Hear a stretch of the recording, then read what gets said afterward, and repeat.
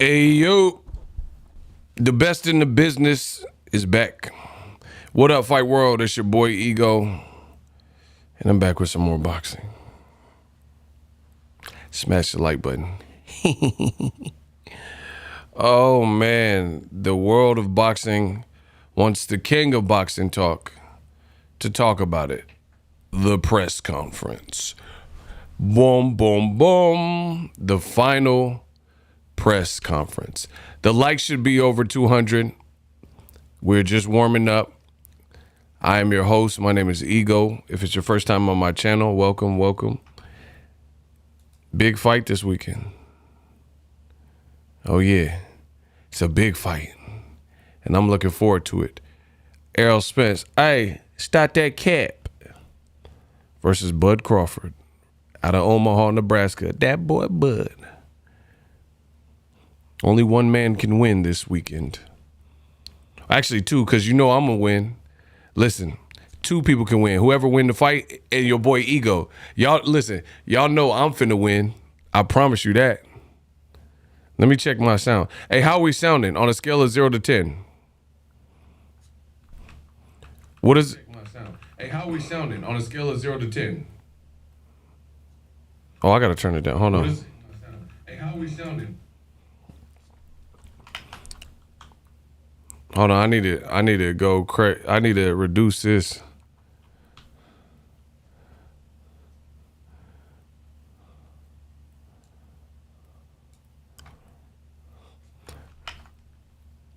I feel like it's, hold on one second.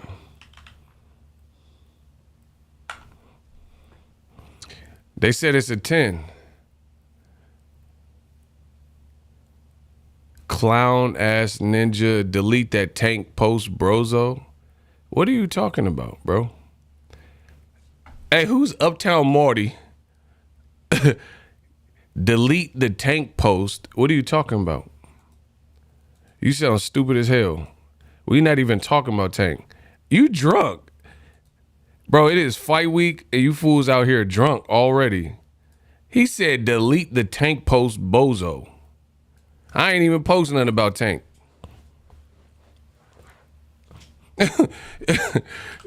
Y'all crazy. Pack of bums. He talking about dude that posted Tank getting arrested. Okay, so what that got to do with me? You posted him getting arrested? I didn't post Tank getting arrested. You sound stupid, bro. Where I posted, I'll give you $10,000 if you show where I posted Tank getting arrested. But you can't, because you a bum. Yeah, when they hate, donate. I ain't post nothing about Tank getting arrested.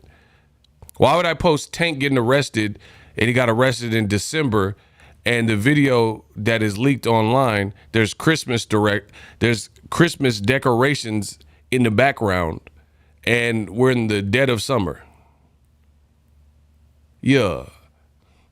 Bro, see, this people like, oh, I hate Ego's channel. And then y'all try to pin the tail on the donkey stuff I ain't even do. Shout out to my boy Nova Life. It's okay. This is why I get paid the big bucks. Shout out, we got $10 from Nova Life Trucking. Yeah, when they hate, donate. See, I told you the haters, I'm with it. I'm with it. Y'all accuse me of stuff I ain't even do. But I shoulder it. Like Floyd Mayweather. I put the game on my shoulder. We just roll with the punches. Floyd style. Philly shell. We doing the shoulder roll on you fools. He talking about you posted Tank. I ain't post nothing about Tank. I know Tank. You don't. Ask Tank if he know me. He don't know you though.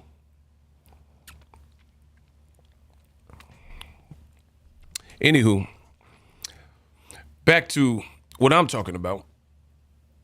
Hey, hold on. Before I know y'all came for the fight, but my beard, I'm getting, look at the beard though. I didn't get fight night ready.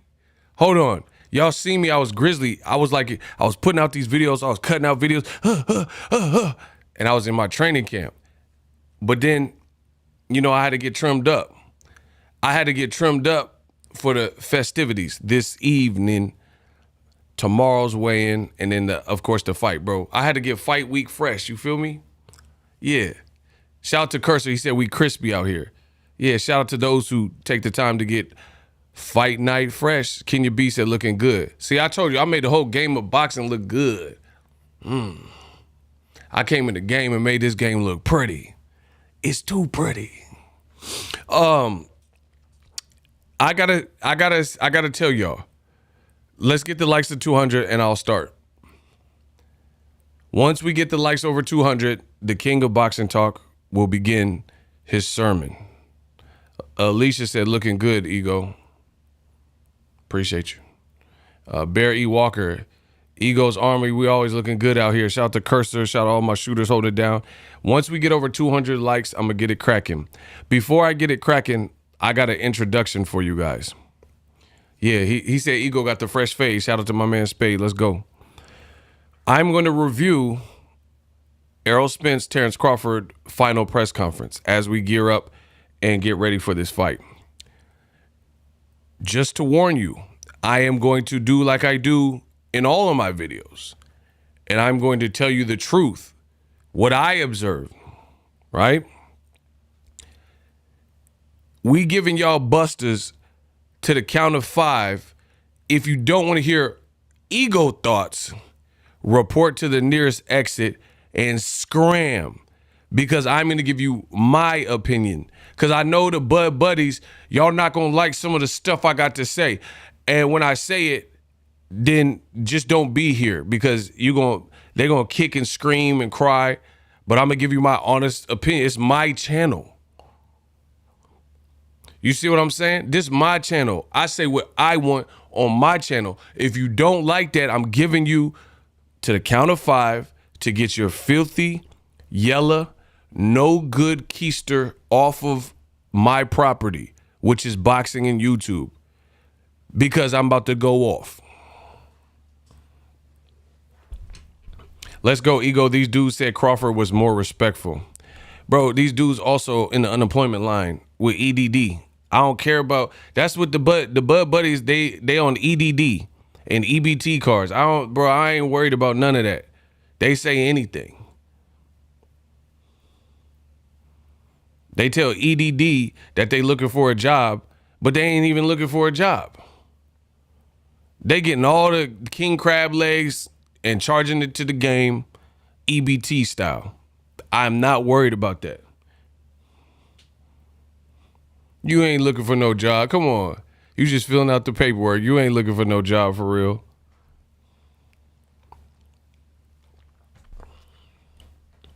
Bud looked like Ruben the Hurricane Carter in solitary confinement. Hey, come on, he gotta chill, bro. We got a Cash App. Y'all tripping already. The Phoenix sent $2 in the Cash App. Appreciate you. There's no message. Let's go, my guy Ego, the best in the business. I try to tell y'all, ain't nobody like me. Okay, so this is my opinion. And I got to give you guys 2 different breakdowns, right? Get the likes up. I'm going to give you my personal opinion, but that comes after. At first, I'm going to start by giving you just my opinion as a fan, and you'll understand why there's a difference and why I drew the line in the sand and separated. So, final press conference, Spence versus Crawford. I loved it. It was very highly entertaining. There was some back and forth. There were some intense moments. As a fan, just to watch something, it was cool. Shout out to Errol Spence Jr., Derrick James, Bo Mack, and Terence Crawford for doing a great job promoting the fight. I will honestly say I already wanted to see the fight, but after, the final press conference, I wanted to see it even more. So everybody played their part. Everybody did their job in terms of promoting the fight. So from an entertainment value perspective, everything's on point. It's really all I got to say from the perspective of a fan, because as you guys know, I'm Boxingego. I'm not just a fan, I'm a brand. That's a bar. Listen, I said that is all I have to say from the perspective of a fan, because as you know, I'm Boxingego. I ain't just a fan, I'm a brand. I told you I'm a businessman. You know that because you find me at my places of business. West Side. Sean Watson, $5, and the money keep coming in. Bud's fro even looked dehydrated. I'm done, bro. He said his fro was dehydrated. That's a new one. Bro, he said he needed that Pink Luster's oil moisturizer. Remember who had that as a kid? Who had that Luster's pink oil he needed they don't sell that in Omaha? The Luster's pink oil moisturizer. He said the fro was dehydrated.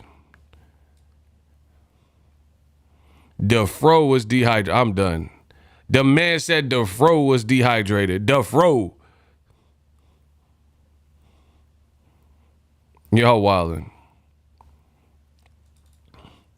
I don't know. Listen. He needs some Blue Magic, like Frank Lucas. Blue Magic, name brand like Pepsi. I guarantee it my dollar. Yeah, bud, you ain't gonna put that oil moisturizer in your head as you telling me, huh? You don't want to use that Blue Magic, huh? Bro, shout out to Marino. I bring the heat like Pacino. Marino says, $2, checking in, Ego. Salute. Bro, but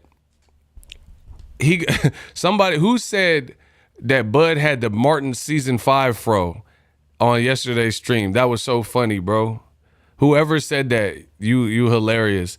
They said he had the Martin Lawrence from Martin season 5 fro in the picture that I posted. That had me on my neck, bro. Who said that? Which one of y'all kicked me? Bro, who y'all better claim these jokes. If you in here, let me know who said that. Y'all out of control, bro. They said he had the Martin season 5 tapered fro. I'm done, dog. But why his fro look like that though? They ain't got no barbers in Omaha like that.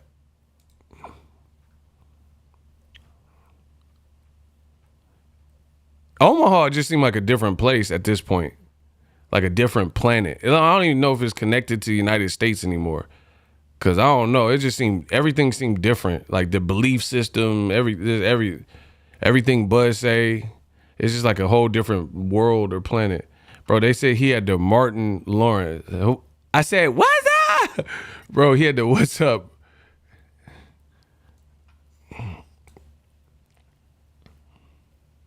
Bro, they said he said the Martin season 5. I'm out. Bro, it's 2023. Bud Crawford got the Beverly Hills Cop taper fro. In 2020, bro, he got the Axel Foley.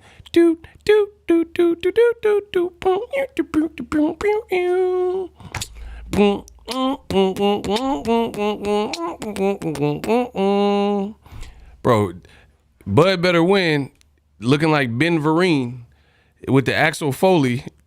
You're not gonna fall for the banana in the tailpipe. Say, man, I ain't falling for no banana in the tailpipe. Bro, he got the living single times. Man, come on, bro. Y'all talk living in hey single. Ooh, in the 90s, down the world. Bro, he got the Axel Foley.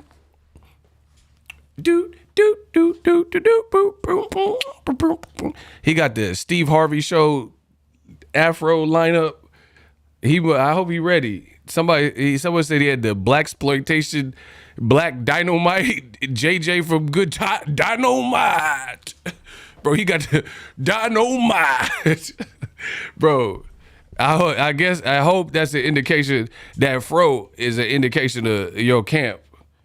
Yeah, man came with a Bill Cosby. All he needs is the Cosby sweater. I would like to talk to my wife, Camille, in the pudding. About to beat this boy, Errol Spence, you see. About to whip him like the pudding.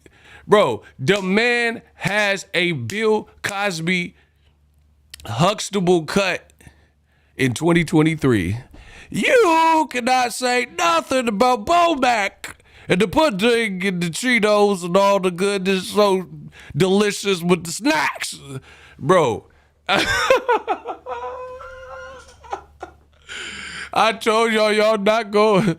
The Kamal Oz and the pudding need you to smash the likes, but he can fight from Omar and the pudding. Bro, he got the Keenan Ivory Wayans. How you living? What? How you living? What? How you living? You can do everything I do in living color. You see, it's never too late and it's never too soon. Take it from me inside to me in living color. Bro, he got the Heavy D, Keenan Ivory Wayans, Damon Wayans.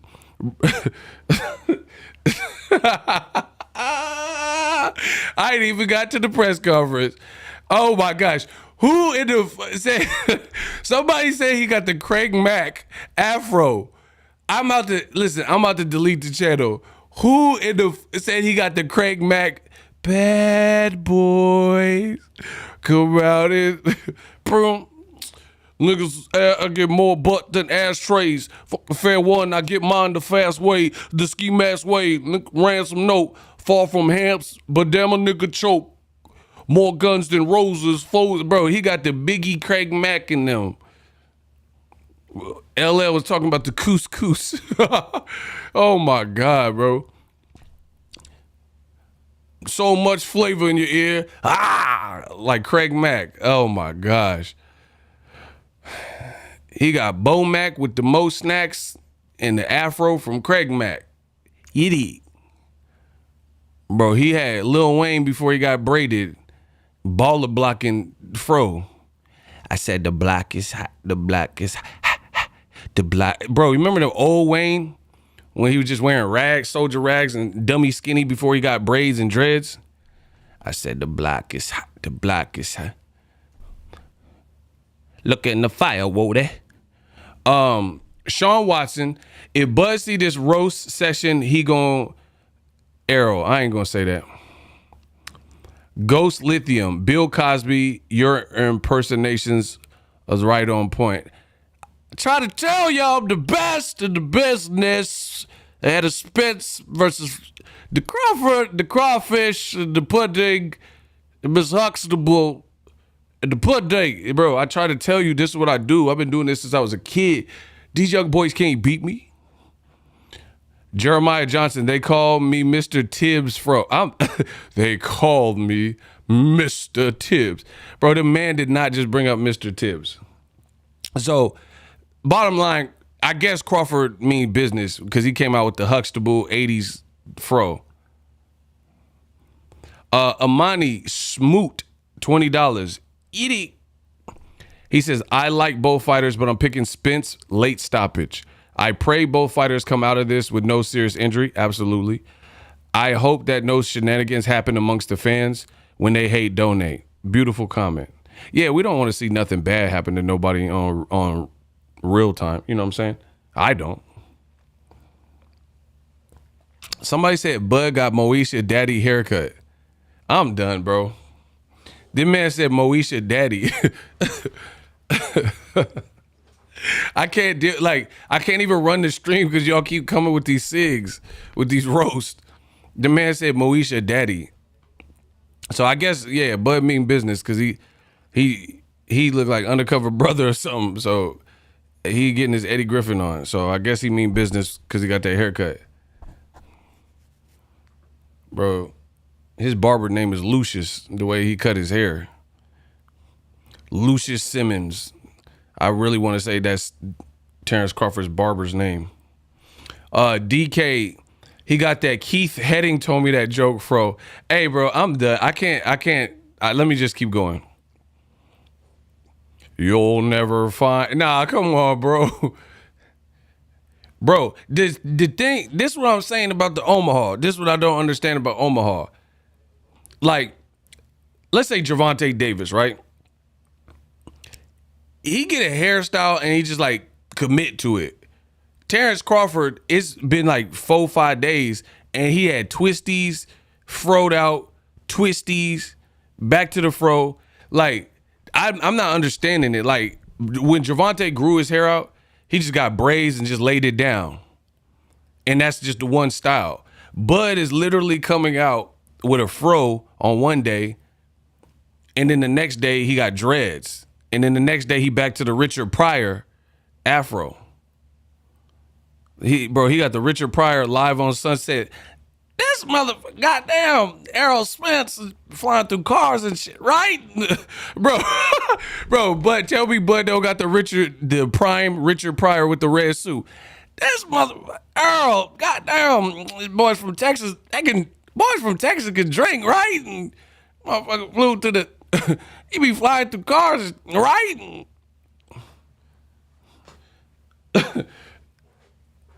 Motherfucker made me ball my fist. God damn. Shit. Bro, he got the Richard Pryor. Bro, they say I'm going to eat my words. His haircut doesn't change no matter what happens. I'm just talking about the haircut. So how am I going to eat I'm going to eat his haircut? What y'all talking about, bro? This guy, Derek James. Let's talk about Derek, right? This man, he said Errol can beat me. And what makes you think and beat me? LaParis White. Ego is the only YouTuber I watch when it comes to boxing because he's always entertaining. Right? That's what I'm saying. Next time, tell Billy have a Coke. Shut the fuck up. Always real. I got Spence stoppage in 10. Bro, I'm just saying, the boy Crawford got the Jonathan Majors civil rights fro.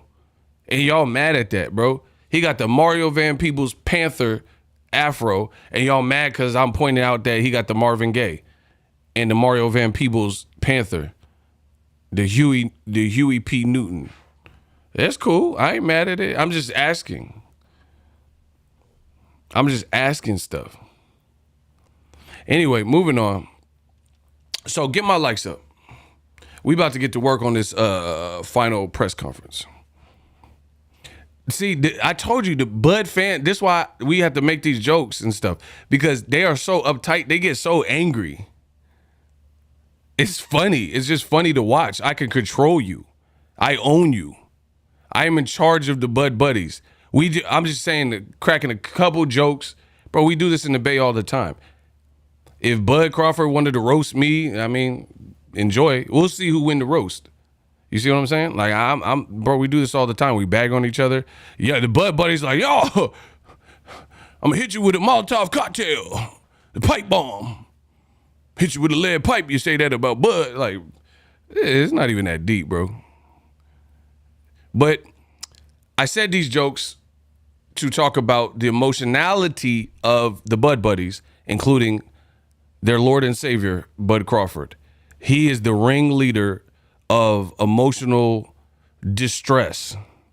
So in this press conference, everything was going good, and then they called Bo Mac to the podium, and then he kind of got it cracking. I feel like Bo Mac, when he got to the podium, that's when he started like, you know what I mean?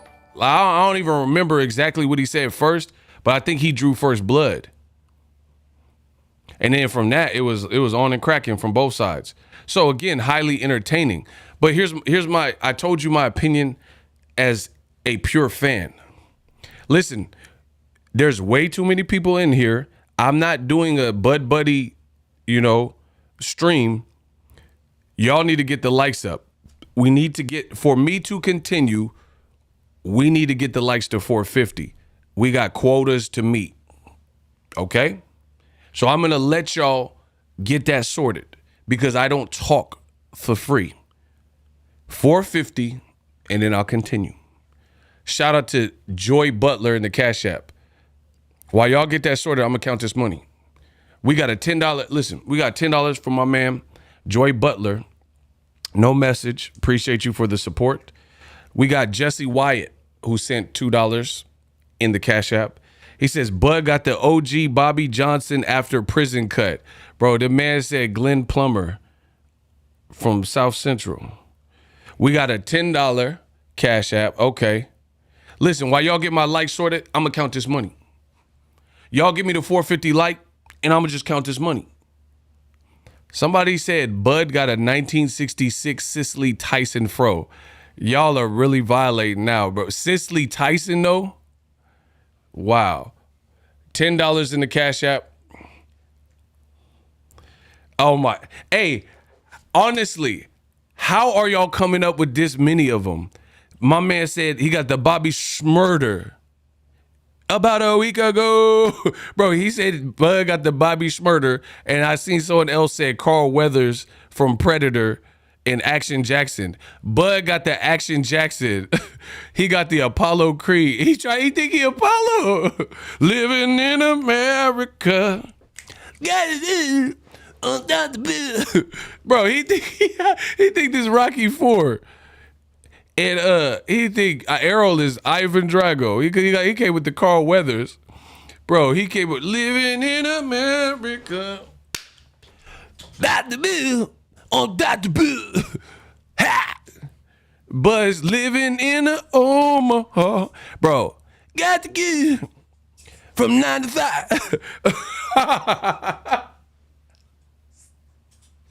I can't get over the hair. I'm trying to get through this, but y'all leave the hair alone so I can work. My man said Jim Brown, rest in peace. He said he got the Jim Brown. Somebody else said Kunta Kinte. Somebody else is saying, I seen something else that was hilarious. Earth, Wind, and Fire. Bro, he got the Philip Bailey. Reasons that we're here now. Loving your body just for a night. Piercing and hugging, holding me tight. Reason. Bro.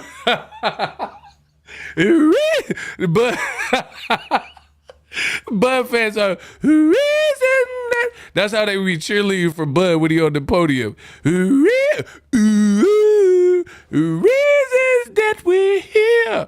Bud is definitely, because he got millions, he definitely the reason that y'all there cheerleading in the crowd.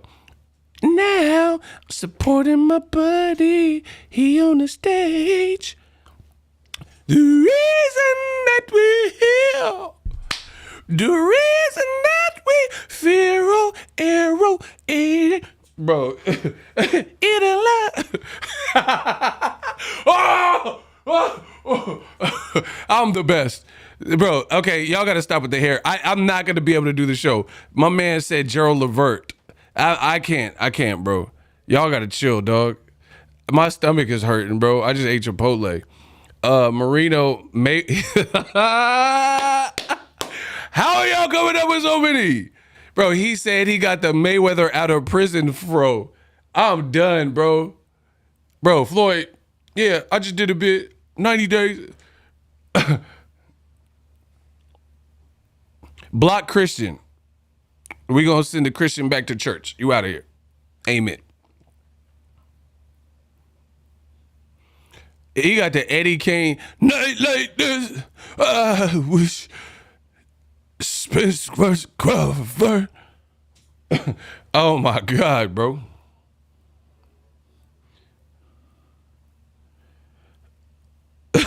Hey, bro. Okay, please, no more hair stuff. Like, this is too crazy, bro. My man said Bow Wow and roll bounce. Bud looked like Dr. Cornel West. Y'all tripping, bro.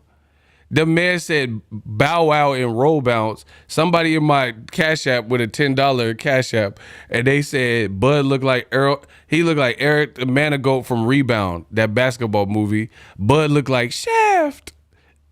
Another Shame. Oh, that's Shame. Never mind. We got a PayPal from Anthony Easley, $5. Hey, we still ain't at the 450. I'm just gonna keep counting money until y'all get to 450. Bro, he said Errol the GOAT from Rebound or whatever. Get to 450. I'm done, bro. Anthony Easley, $5. We're not gonna get through this stream. Listen, get the likes to 450. Somebody said he had the J Prince check-in fro.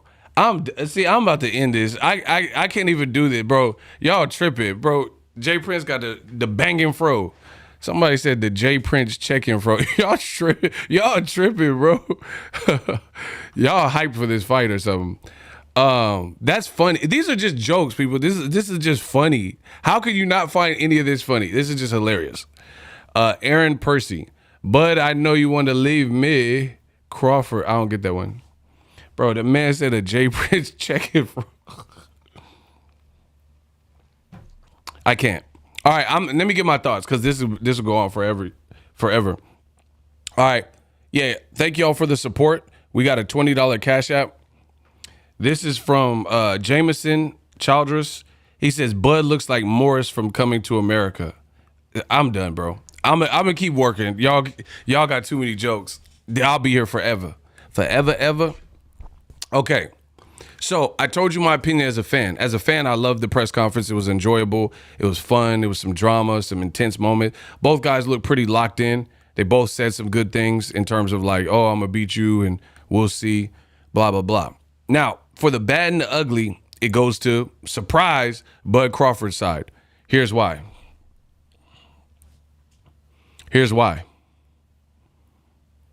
Hey, block from heaven. Yeah, we're going to send you back to heaven. We're going to send you back. We're going to send you back to heaven. Listen, anybody coming in the chat with fake threats and stuff like that, they are immediately blocked. We don't do that over here. We protect ourselves at all costs. Like the other stuff is cool, like the jokes and stuff like that. But if you come in here with like fake threats and, you know what I mean, there's other type of stuff, we got to protect ourselves at all costs. So you out of here. So, yeah, y'all might want to calm that.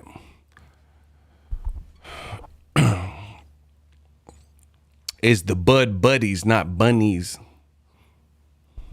So anyway, Terence Crawford got the Mavis Beacon, bro. He got the Mavis Beacon fro. Who remember that? Who remember Mavis Beacon? Like before they had Rosetta Stone, they had Mavis Beacon. Bud came with the Mavis Beacon. I'm trying to get to this, but I just thought of one, bro. Crawford came out here looking like Mavis Beacon. She would just teach you different stuff.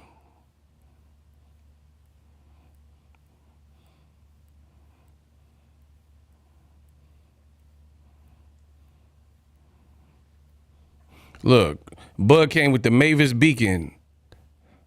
The Mavis Beacon taper fro. So anywho, back to the press conference. I don't know exactly. I think it was Bomax. He said something. Bomac had said something, and it just like went downhill from there. The reason why I said it looked bad for Crawford's side is because although Derek James, I seen him, like usually he's on his Zen Master stuff, and you don't really see him moved out of position. He looked irritable, and he looked angry, and, you know, he showed more of the human side in this. But so did Bomac. So for me, I consider that a wash. Both the trainers were, you know, livid or agitated. But the bad side for me is Bud is too emotional. And I don't, as a spectator, someone who's calling the fights and stuff, I don't think it's good to be easily rattled and lose your professionalism over hecklers or people, whatever happened in the crowd. To me, that seems off and emotional. And I don't prefer to see that from the fighter. Now, again, the fan in me The fan in me, I don't care. It was fun. I'm telling you, see, there's a level of like duplicity or duality. The fan in me don't care about a lot of stuff. I just drama, beef, that's dope. Entertain me. So I don't, as from that perspective, I don't care. Shout out to Dale McCree. Ego, you own condos in these bud buddies' head.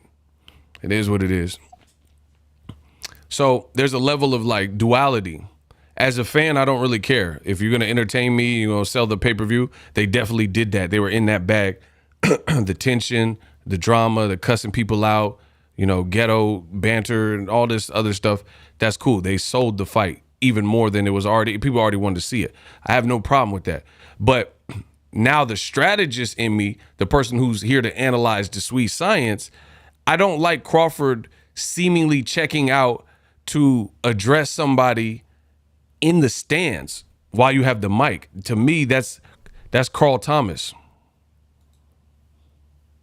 Marino says Porter said the same thing. I ain't watched nobody's stuff, so I don't know what they said. Carl Thomas, this Bud Thomas. My Summer Rain, emotional. You remember this album? This is a good album. Bad Boy. This is Bud Crawford, Carl Thomas. I'm emotional. Summer Rain. So, Bud Carl Thomas Crawford. I don't prefer that from The Art of War and skullduggery and strategizing. That to me, that's not. But Bomac built like slime. Man, come on. All right, listen. I gotta reel it back because we're gonna be doing the jokes all day. We gotta get the. He said he got the same hair. My Summer Rain, bro. That is Bud. Bud came out. I told you, Bud Carl Thomas, Terence Carl Thomas Crawford. I don't like that, and I would say that for anybody. And what I love from Errol Spence is when all this banter and commotion and yelling and stuff was going on, Errol Spence, he just looked like angry and annoyed and like he just wanted to fight. He just looked like he was wasting his time being there. And he just that's what I like to see. That Errol definitely had more stoicism. He was definitely the more stoic one. Because I think something happened. I don't remember exactly. They cut Errol Spence off when he was talking or cussing someone out. And then Errol Spence was like, you done? You done? You know what I mean? And that was all it. And then there was even some times where Errol, he's just in fight mode. He's in fight mode. Because even Brian Custer asked certain questions to Errol. And he kind of like was snappy and snippy with Brian Custer. And I know they're pretty cool, or at least they've collaborated before. He was even snippy with Brian Custer. So I didn't see no play. Ego, your music. I mean, that's a given. I know movies, music, pop culture, pop toasters, and dry roast. This is what I do. Like, you guys have to understand, I've been put on this planet for these moments. To entertain and be in front of people, and I know my stuff. I've been cultivated in this, right? There's a saying that goes something like, there's two important moments in your life. The two most important moments in your life is one, when you're born, and then two, when you figure out why. Like, what's your purpose? What's your texture worth? What you here for? I've already found my purpose. I know what I'm doing. I know where I'm going, and I'm good. So back to it. Bud, I don't like him focusing on whoever that was.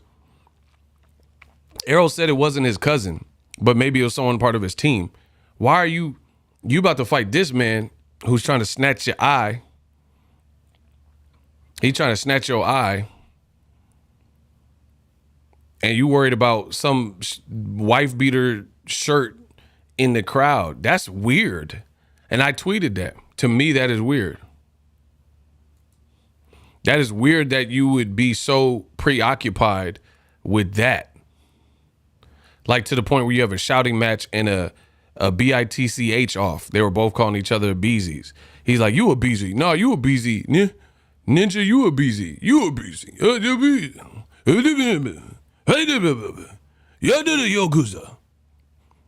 Bro, you a B, you a B, you a B. No, you a B. No, you a BB. You a double B. Like, I don't know. To me, like, bro, you got to make weight tomorrow. On dead homies, you got to make weight tomorrow. Dead homies. When you worried about some dude in the crowd, where's Waldo being the beezy? Like, and the thing is this, Bud, I don't know. I know he kick it with Bloods and North Omaha's rough and stuff like that, but he acting like a hooligan. Bud act like a straight up hooligan. Like, bro, once you make it out the hood, you good. Like, bro, you got money. So you gonna fight everyone that disagree with you?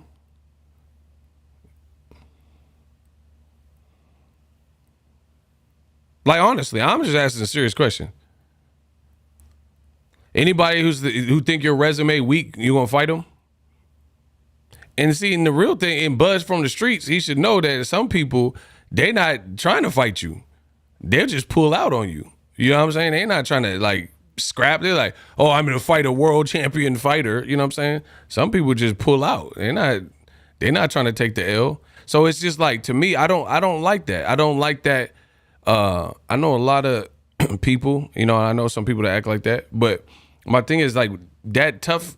There's nobody who's just tougher than everybody. I don't believe in that. Man, there's somebody got your number somewhere in this planet. Period. There's no one guy that just built and he's just tougher than every other person, God, or whatever you believe in created. It's not a thing. Because you go to prison, everybody tough. Like, you could be the toughest dude in your set, you know, where you from, going to prison. And then you meet a dude who's 7 foot and brolic, and he tough too. But so you 6'2" and tough, and he's 7'1" and tough. And can fight. Or he's dummy strong or something. Like, bro, I mean, you know what I mean? I don't believe in that. And I don't like what it kind of represents. Floyd Mayweather. I look to Floyd for a lot of inspiration. Because Floyd is truly the gold standard of boxing. He showed y'all how to get this money in this boxing game. He could fight his ass off, and he was cultivated in boxing, and he was a disciplined fighter. So really, I can use, for everything that happens in modern boxing, I could probably think of a Floyd analogy to compare it to whatever. Right? So I remember distinctly Floyd was about to fight his mandatory at the time, Robert the Ghost Guerrero. And Robert Guerrero's dad was flipping out at the same thing at the press conference, yelling, screaming.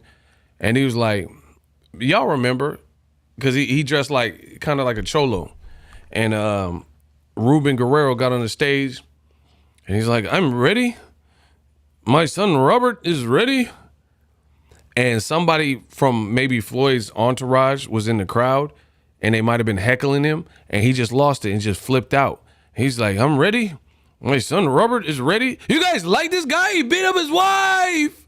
And I was like, what?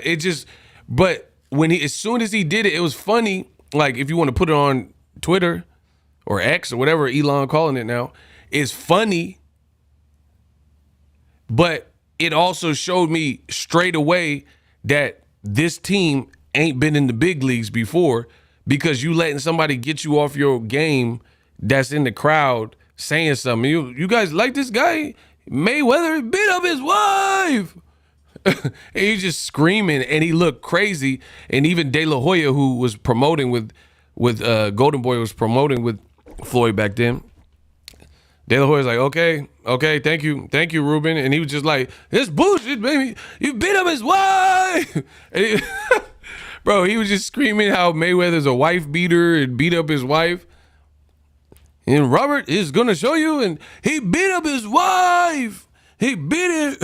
Like, okay, we get it. Baby nuts, man. This bullshit, baby. He beat up his wife. Like, he just kept screaming that. You guys like this guy, Floyd? Mayweather, he beat up his wife. He beat up it. That's all he kept screaming was he beat. Okay, he beat her. We get it. Shit, goddamn. But I immediately, when he started doing all that, I'm like, he ain't never been here before, because that's just like crazy. You like all the media, you hear crickets and people just looking. You guys like this guy Mayweather? Mayweather, he beat up his wife. Like, bro, he turned into a song. He kept singing. He beat up his wife. Beat him, man.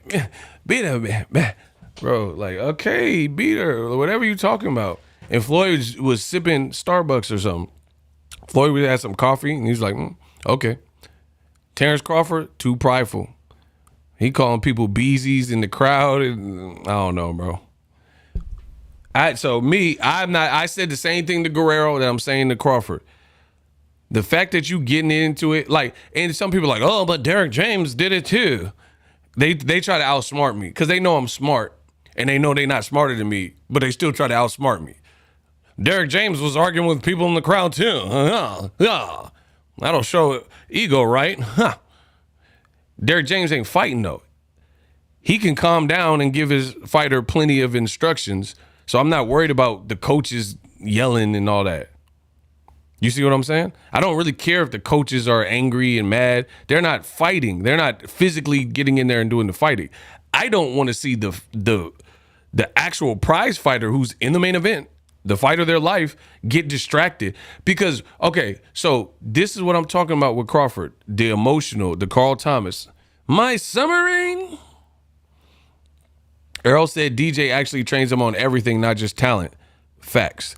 Bomac is going to be the weak link on Saturday. I would definitely say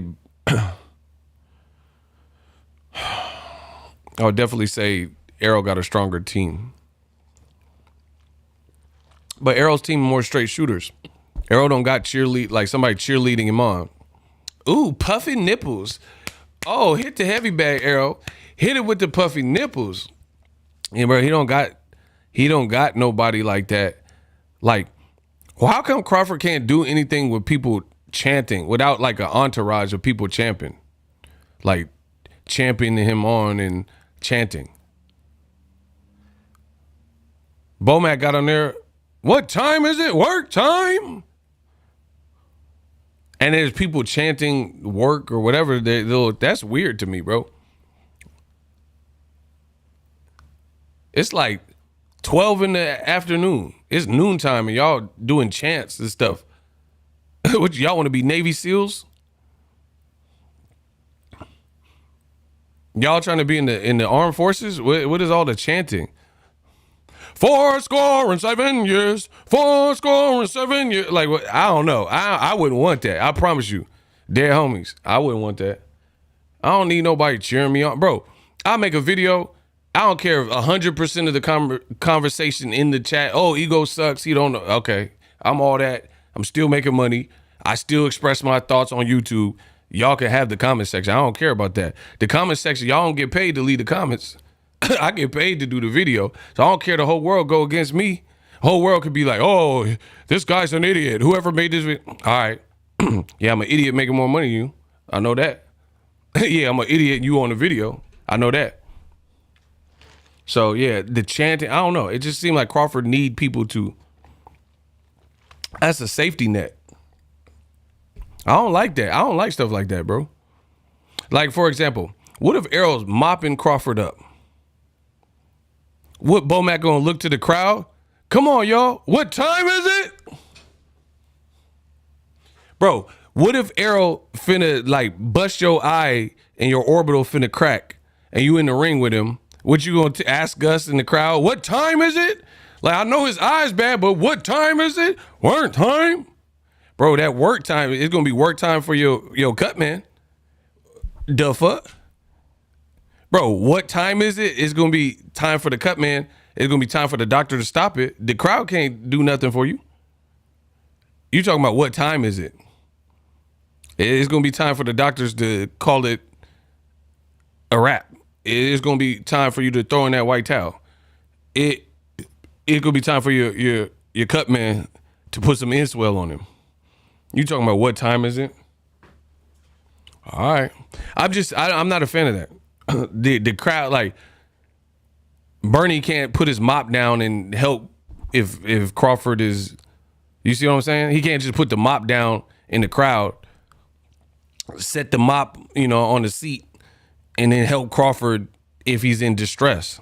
So I'm not a fan of like the safety net of like an entourage of people just all yelling. Like, of course you should have a team of people that push you, but not in that way, to me. I don't like what that represents. We got a $5 Cash App from Dave. Bud got Dwayne Wayne from season 2 on Different World haircut. Y'all tripping. We got another $5 from Dave.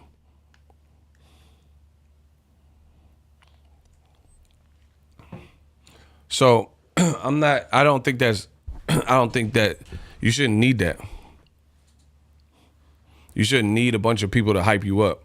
Because again, come fight night, they can't really do nothing. They can't uplift you when you can only have like 3 people in your corner. So all the other like Nebraskans and whoever else, they're going to be in the crowd or the front row. They can't really do nothing. You know what I'm saying? And if you start screaming instructions too crazy and causing a disturbance, then you can get removed from it. So it's like, I'm not a big fan of like the cheerleading squad stuff. Frank Martin spooked Keyshawn Davis and exposed him. I ain't even watched it. People were sending it to me. I ain't seen it yet though. So that's my honest takeaway. I didn't really dig the chanting and like the fact, like, why does Crawford always need people? Like, Crawford needs people to like uplift him. It like, I'm not even trying to psychoanalyze Crawford, but I think there might be some connection. Him and his mom, there was on like some kind of documentary, like Blood, Sweat, and Tears. And that I remember seeing Mama Crawford was like, she never told her son she loved him or something like that. And then Crawford was saying, I always get whoopings. No matter what I did, I would get a whooping. It was never good enough for my mom. My mom said I wasn't going to make it as a boxer. My dad was the one that was saying stick with it because his dad used to box, right? And I'm really starting to wonder if that did some kind of, that childhood trauma did something to Crawford that stuck with him. So when he made it, and he made it out of Omaha, and he started to blow up and make millions, he started trying to get with something like fill a void that he didn't have as a childhood, or in his childhood. Amir Prescott, Crawford and his team are unprofessional, not ready for the moment, and it tells. Boom. A hit dog gonna holler. I think that thing might have messed him up. If his upbringing was rough and his mom didn't say she loved him and stuff. See, my mama told me, like, I came from a 2-parent home. My dad was in the military. I used to live in England. I got to travel, meet different people, friends of all races. I didn't just live in no small Omaha or something like that. 2-parent house, structure, military hospitals and school systems and stuff like that. So I've always had like structure. So I don't act like, you know what I'm saying? I don't like act out all crazy. Like I don't know. I had a good upbringing. I was bad. I used to do bad stuff too, but you know what I mean? That's just kid stuff. But I'm wondering if that did something to Crawford, because now he needs the acceptance and almost the validation. That's why he got people chanting and cheering him, and Bernie saying he's the best and no one can touch him. I literally would not want that. Like, if I never even heard Floyd have that. Floyd's better than Crawford, by the way. I'm just donating to the channel just because I'm new to it, but my man's knows his ish. Shout out to Jay Bird. Appreciate you. Bro, Floyd is usually the one chanting, like his own chants. Like I seen Floyd on the heavy bag, he be like, all around the world, all around the world, all around the world, all around the world. Like he's doing it, like he's leading the chant and doing the chant. That's not what I'm talking about. Floyd be like, all around the world, all around the world, all around the world, all around the world. And he just getting busy on the heavy bag. Like he hyping himself up. I could rock with that. Floyd, because that used to hype me up. Floyd be like, This is easy work, hard work, dedication, all around the world, all around the world, all around the world, all around. And he like looking at the camera, all around the world, all around. And he's like going crazy. That's cool. I ain't mad at that. But to have like outsiders, some people aren't even in shape. Like, I'm not even trying to be funny. Bomac not in shape. He not in shape, and he talking about, what time is it? Work time. Like, bro, you're not even in shape talking about work time. You see what I'm saying? That's why Derek James got on there and said, what time is it? Lunchtime? Or he said something, I don't know. He said something crazy. He said it's feeding time or something. He said it's eat time or feeding time. And he said, I said that because Bomac don't miss a meal. What? I never seen Derek James like turn up like on somebody like too crazy like that. And here's the thing about the chants and like everybody only talks like Shakur, Keyshawn. They all have like legendary sparring stories of Terence Crawford. No one ever says he had a bad day. Like, he ain't invincible, bro. It's like, I don't know. I would be weary if people are only singing your praises. Like, me as a YouTuber, the fact that I hate Ego's channel. I like that. Because I know I'm kicking y'all, because I don't expect, like, bro, if you went, okay, listen. If you went into it, just hear me out. If you went into a room and it was a new town, you have never been to the town, and everybody was being super nice to you and all the women were flocking on you, you wouldn't feel like this is a setup? Listen to what I'm saying. Like, listen, I'm not worried about none of these jokes and all that other stuff. Listen to what I'm saying. Let me run the chat. Ty, what's up?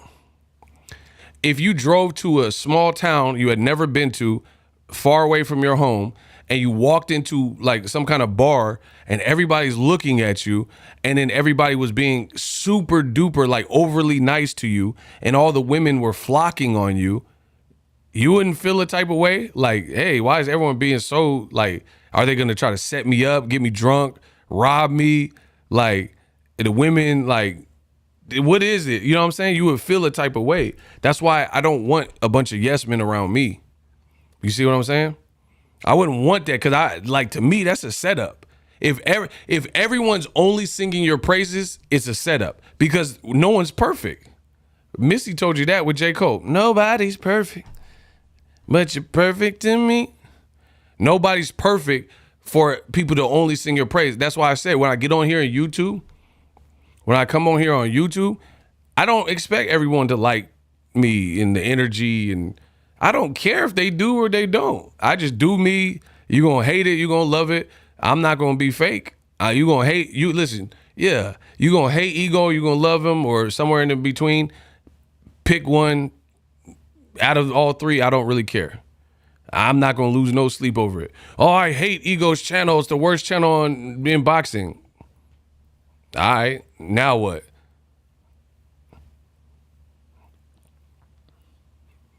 And the other reason I personally don't care, especially since we're using my job of YouTube, is my analytics show me something different.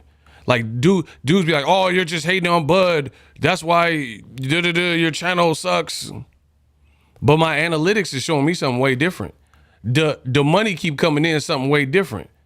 The amount of views we're doing is different. So why would I believe you when I'm looking under the hood on my channel and YouTube is saying, hey, good job.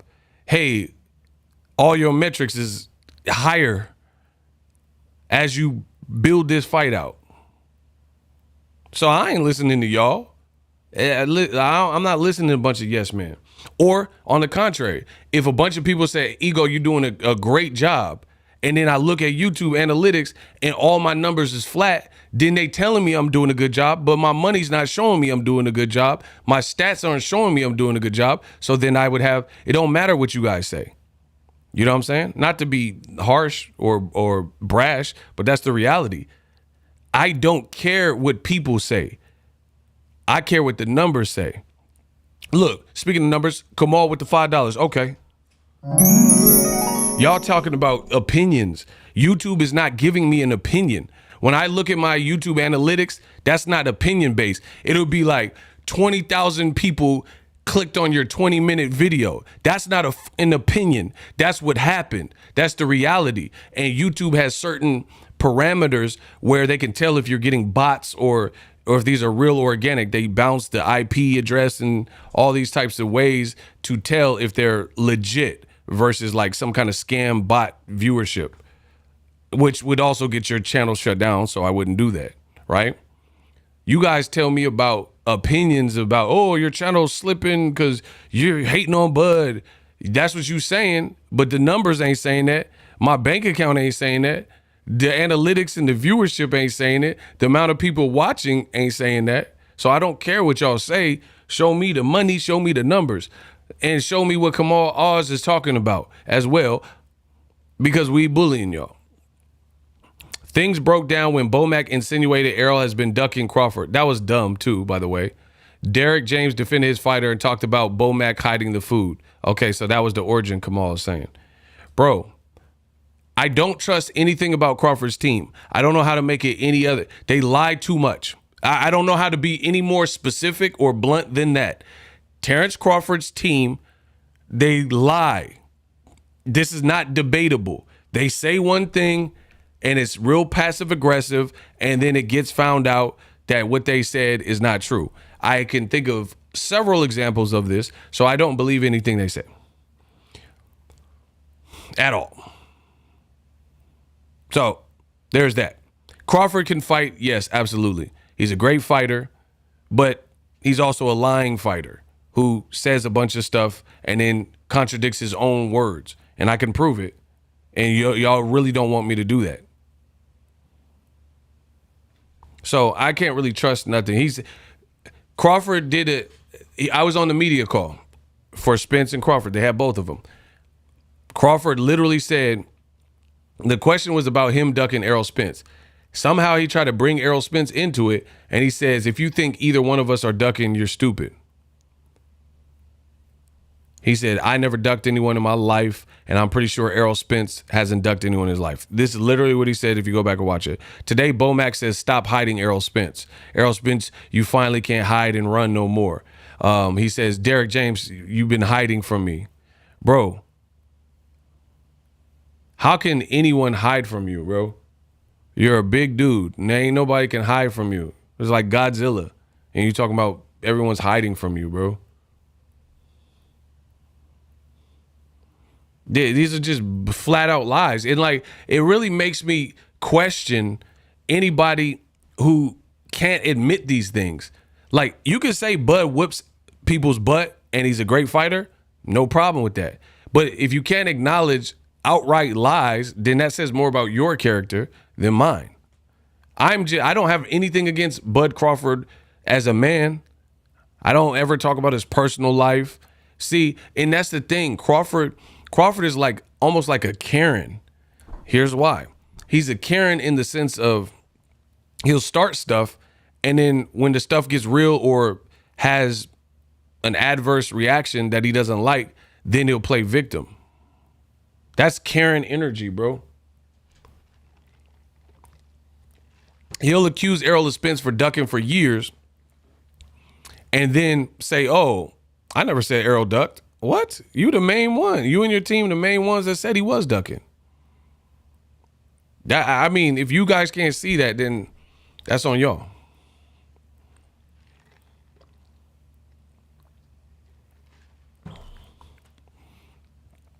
So to me, it seemed like kind of nervous energy from Team Crawford because they can't even keep their lies straight. That one minute they say Errol's a great fighter, and then they'll say he's trash and manufactured. Pretty much. I mean, which one is it? But then Errol Spence, despite all of what happened at today's press conference, he would get asked a question by Brian Custer about Terence Crawford, and he's like, yeah, he's a good fighter, but I'm going to break him. But he's not saying that he's not a good fighter. I've never heard Errol Spence say Crawford is not a good fighter. He said he doesn't have a good resume, which is true. But he never said he's trash and the worst fighter he's ever seen, or it would be easy. That's Crawford's team. They're the ones talking like what people think is mission impossible, or at least a 50-50 fight is the easiest fight of Crawford's career. They're the ones acting like that. I can't trust that. If you're not going to be real with the situation, then I'm not going to trust that.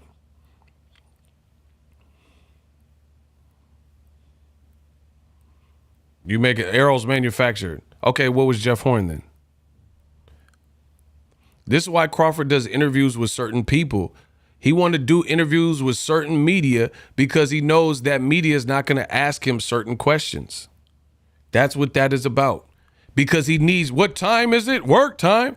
That's what he needs. He like, bro, Crawford is Pennywise off of Stephen King's It. That is Terence Crawford. Remember Pennywise, the clown? And I'm not saying he's a clown, but what I'm saying is he's Pennywise, the character. He would appear all like innocent. Oh, Georgie, you dropped your boat. Your boat's down in my sewer. Oh, Georgie, come down to the sewer where you get the boat. Do you like popcorn? I like popcorn, Georgie. Come down and get your boat in the sewer.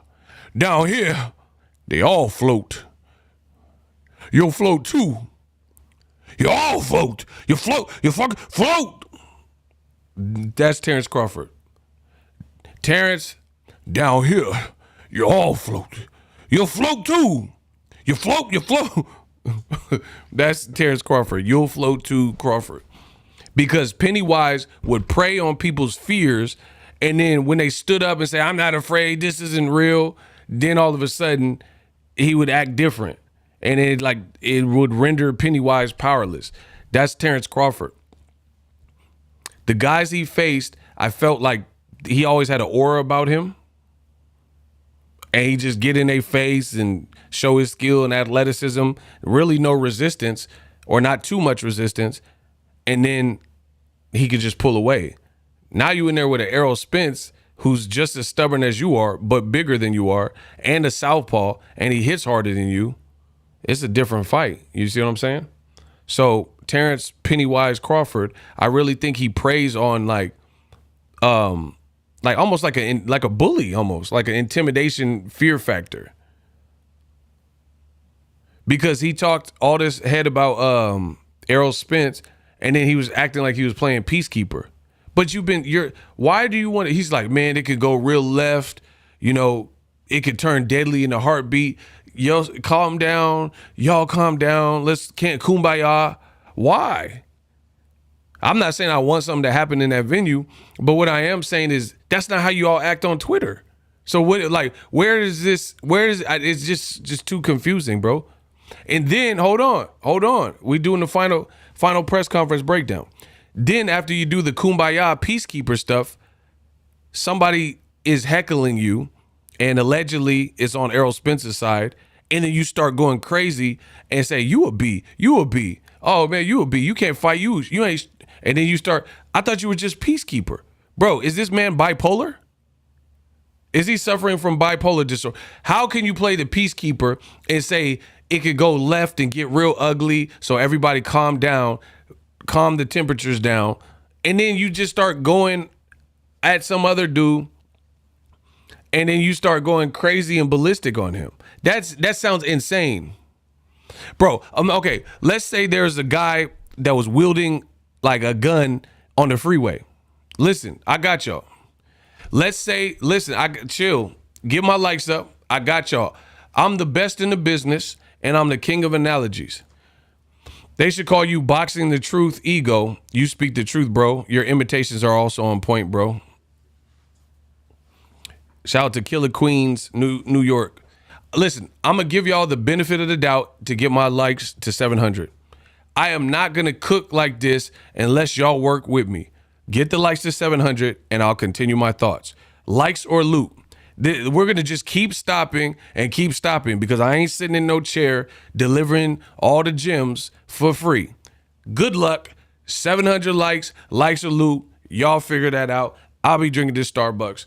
Y'all going to pay for the work. Just like a sparring partner. You got to pay. Like at the elite level, you got to pay for the sparring. Ain't nobody sparring you for free. You got to pay for it. I give you verbal sparring sessions. These ain't even live streams. They're verbal sparring sessions.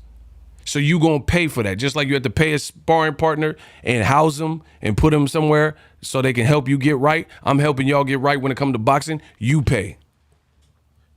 Cash App on the screen, Zelle on the screen, the like button's down there, the join button's down there, the subscribe button, you pay. I don't work for free. Y'all got me fucked up.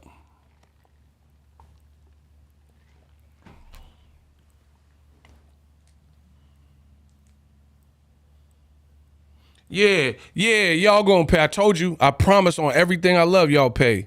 Y'all pay for the verbal sparring. We got $10, Cash App. He said, yes, I feel you on the cheerleading crap. Shout out to Yolanda Benjamin. Amir Prescott. Let's see what y'all cooking with. I grew up without a father, but I had grandfathers and uncles and older male cousins that taught me the game and how to be a man. Where I come from, these dudes get hurt for calling men B words. Crawford, he emotional. Great comment. And that's dope that you had other relatives that help guide you. I like that. Sean Watson, any insight on the fight purses? I'm not really worried about it, but I don't have any detail right now. But if I do, I'll do a video for sure. So check that on the channel. If the commission, Nevada can hide it now, so I don't know if it'll come out. Before they used to like have to announce the purses, but now they came out with some rule they don't have to. All right, we got $5 in the Cash App. This one is from Pablo. Let them know, Ego. I told you I came to work. He said Bud got the Sidney Poitier. y'all keep it up with this. That man said Sidney Poitier. All right, we got a $20. We got $20 in the Cash App. I told y'all gonna work for this. Oh, y'all gonna work for it. Keep up the good work, Ego. Will you be in Vegas? Nah, I gotta start getting back out to the fights because I'm getting the itch. I'm getting the itch. Nah, I'm not going to this fight. I didn't make no plans or I didn't buy no tickets or nothing. But I gotta start getting back to some of the fights because they look cracking. Bud got a segregation Caesar. Hey, y'all tripping, bro. We got another $20 Cash App. Ego must stay traveling because he always unpacking. That's a bar, but that's definitely true. Definitely need Ego back at the fights. Well, y'all make that possible by smashing the like button and all that good stuff. So let me continue. How does Bud Crawford pretend to be the peacekeeper and try to neutralize the sides only to 5 minutes later, 5 seconds later, get in a cussing, shouting match with some person who's not even fighting on the card? These things don't make sense. Disingenuous. So here's another example. If there's a guy wielding 2 guns on the freeway and then the police show up, weapons drawn, right? So they got their weapons drawn because he got his weapon drawn, and then they get like a negotiator or somebody to try to de-escalate the situation. And then let's say a cop is trying to de-escalate him. Like, hey, sir, put the gun down. We don't want to have to hurt you, blah, blah, blah. And the guy's like, I don't know, man. I don't know. And then the guy just gave this whole speech about trying to take him in without conflict and get him to put the gun down and surrender. Imagine that same guy 2 minutes later pulling out his gun and be like, yeah, we gonna all die, da da da da, and then start bucking at the guy. Bro, these are 2 different worlds. Either you're trying to de-escalate the situation and get the guy to surrender without any kind of conflict, or you're trying to have a shootout with them. But you can't be both. Do you see what I'm saying? That's exactly what, but that analogy is exactly what Bud did. The man acted like he wanted to calm both sides so it didn't escalate to some drama, and then he made it sound like some street stuff. Like, bro, he's like, yeah, it could turn any minute. It could get real ugly and deadly. Bro, how's it gonna get deadly? Like you act like they got straps, like the sides got straps. You have to, bro, you have to have you have to pass a metal detector to get in there. So it's not like nobody got no straps on them. But what is Bud talking about, bro? You have to walk. I as media, I have to open my backpack to make sure I ain't got the blick on me to get to any kind of media event or like public weigh-in or whatever. So they have metal detectors. What is Bud talking about? It could get deadly, like just a bunch of people fighting. Cause he making it sound like it could be full out like war, like they got rocket launchers that they brought from Omaha. You see what I'm saying? Like everybody got the Glocky on them, but they had to pass a metal detector. But nonetheless, if you're trying to de-escalate the two sides from warring and beefing, then do that.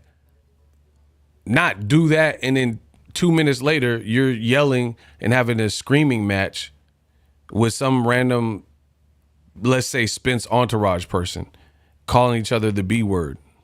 You a B. No, you a B. I ain't a B, you a B. That's weird energy, bro. And I don't, like I said, I'm always truthful, always transparent. I don't like that for the fighter. That looks extremely distracted to me. Like, you're mad at somebody in the crowd. That seemed like displaced anger or something. I don't know. That seemed weird to me.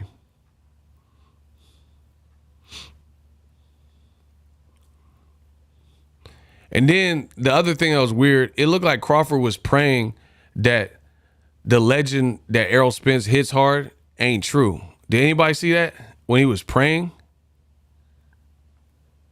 Bro, when Crawford, I started cracking up. Bro, it looked like he was praying that Errol don't hit that hard, and that's all cap. He's like, man. Bro, Crawford looked like the intro to a BET movie. He looked like the entry scene to a BET movie. Damn. You're probably wondering how I got here. It all started with like bro, Crawford looked straight out of a BET movie when they do the opening scene and a man's falling in a pool or he got like he in the hospital bed or he's praying or something and he's like rewinding the story of how he got in this position. Crawford's like, damn. I know y'all probably wondering how I got here. It all started when I said Errol Spence was ducking. Let me take you back before that. They do the flashback scene. Man, come on, bro. Why are you praying?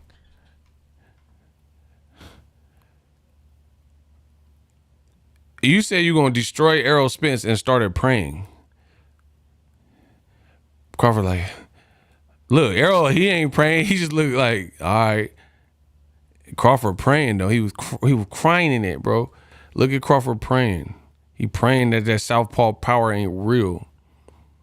Crawford like, Mama say, Mama sa makusa. Mama say, Mama sa makusa. Mama say, Mama sa makusa. Mama say, Mama sa nakusa. Mama say, Mama sa makusa. Mama say, Mama sa makusa. Mama say, Mama sa makusa. Mama say, Mama sa. What the fuck, bro? I've never seen somebody pray at the press conference like that. Mama say, Mama say, makusa. Mama say, Mama say, makusa. I'ma say one more time when I go stop.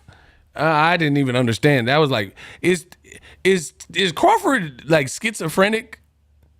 Like, I'm not even being funny. Like, is he like a sociopath? Like, this man got too many like different moods in a small space of time.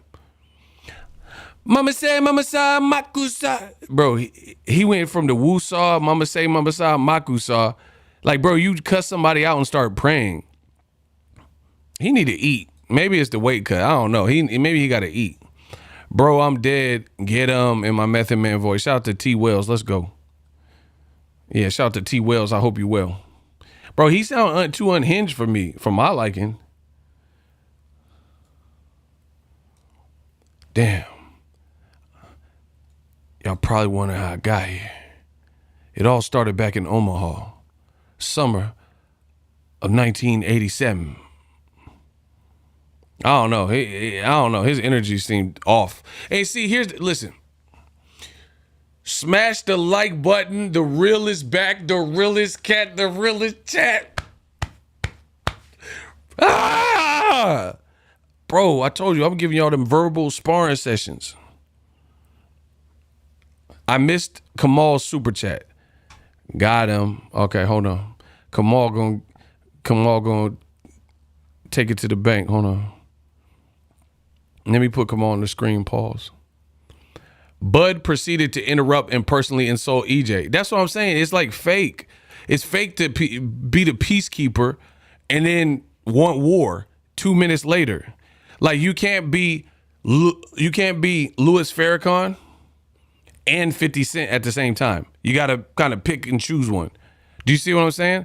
Like Louis Farrakhan, he trying to sit down with Ja Rule and trying to create the peace or whatever. You can't be that and then do 50. Hey, Irv, you got all type of, Spanish, black, white, all type. I got $1 million bump on your face next year, you're going to have acne problem, nigga.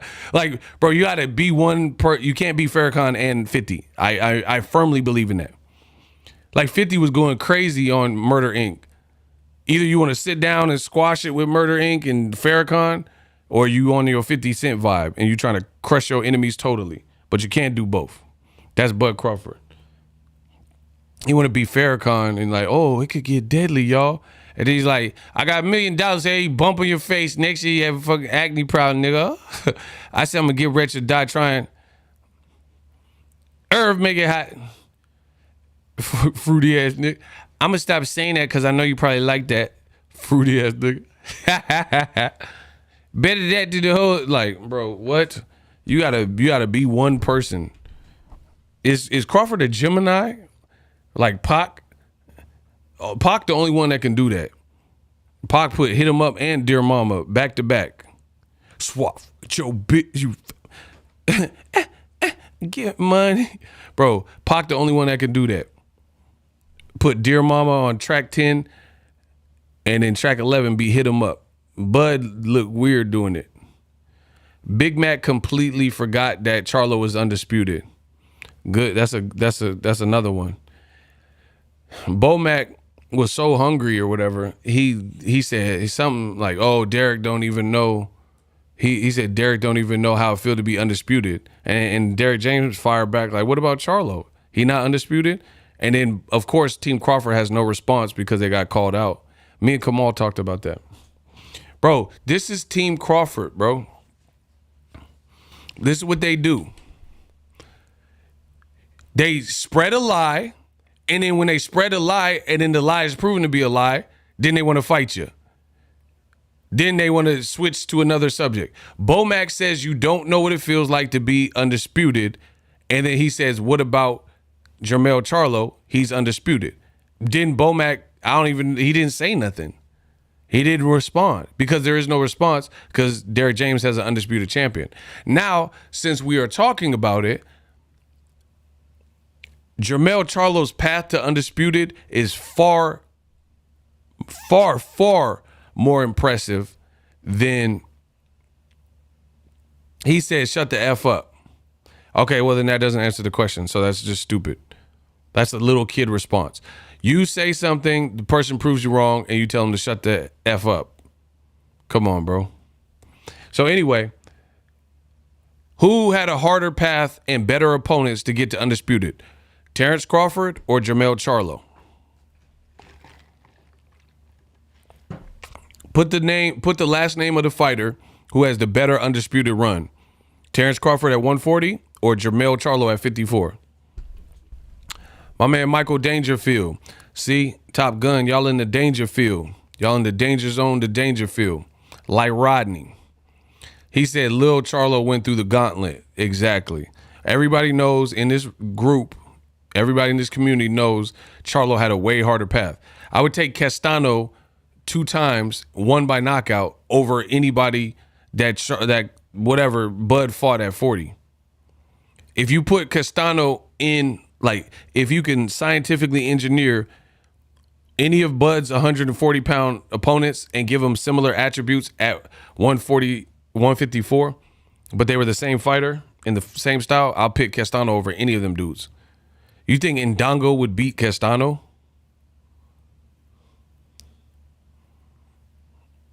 No, like, honestly, Ndongo would beat Castano if they were the same, naturally the same weight class.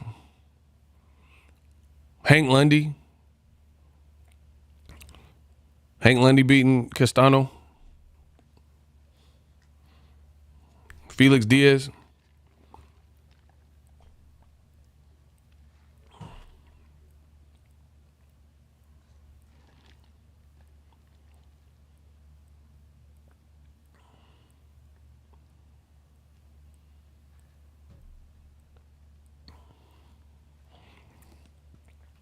Shawnee D. Hey, we got to get the likes over 800. Shawnee D, $5. Thank you. Bud got to deal with Firestone for a fresh, rough beard sample for a new winter tire tread coming 2024. Bud, hold on, what? Bud got to deal with Firestone for a fresh, rough beard sample. Oh, wow. Nah, bro, you violating. Y'all violating. We got a $5 Cash App. Okay. This is from Dana Jones. Dana Jones says 20 million a piece is Shark Week. Yeah, but we don't. Yeah, that might be the base salary, but they're gonna get some for the pay-per-view. $5 from E Digga. Derek James said Bud got 3 trainers, and he ain't lying. Why does Bud need, bro? If Bud is invincible, why he need 3 trainers? Hey, get the likes to 850. Why does Bud need 3 trainers? Antoine, the great. Ego, bro, keep up the great work. Been with you since 2017. We working. Shout out to my man. I appreciate you for being in it for the long haul. If Crawford is Black Jesus, why he need 3 trainers? Floyd ain't never had 3 trainers. Why he need people like cheering him up? Crawford, I really feel if Crawford went to the bathroom, there's someone outside the stall. Come on, push Crawford, push. Get that turd out. Push, easy work. Like, bro, you can't let him take a doo-doo. Bro, I believe that. I truly think if Crawford, like, if they was in the mall and they had to stop at like Dick's Sporting Goods, and he's like, man, I got the bubble guts. We shouldn't eat at the mall food court. And he was dropping a deucifer in the stall. I truly believe someone would be outside like coaching him through it. Cause that's what they've showed me. Come on, bud. Rock with me. Come on, push. What time is it? Poop time? Turd time? Poop time? Number two, what's the what? Bro, what time is it? Poop time? Poop time. Doo-doo. Dookie time. Hit him with the dookie time. One wipe. Turd time.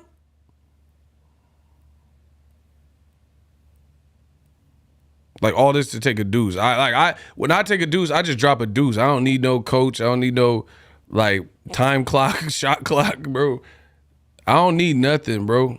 I promise you I'm self-sufficient. I don't need nothing. Look at Devontae. You keep Bud's D-I-C-K in your mouth.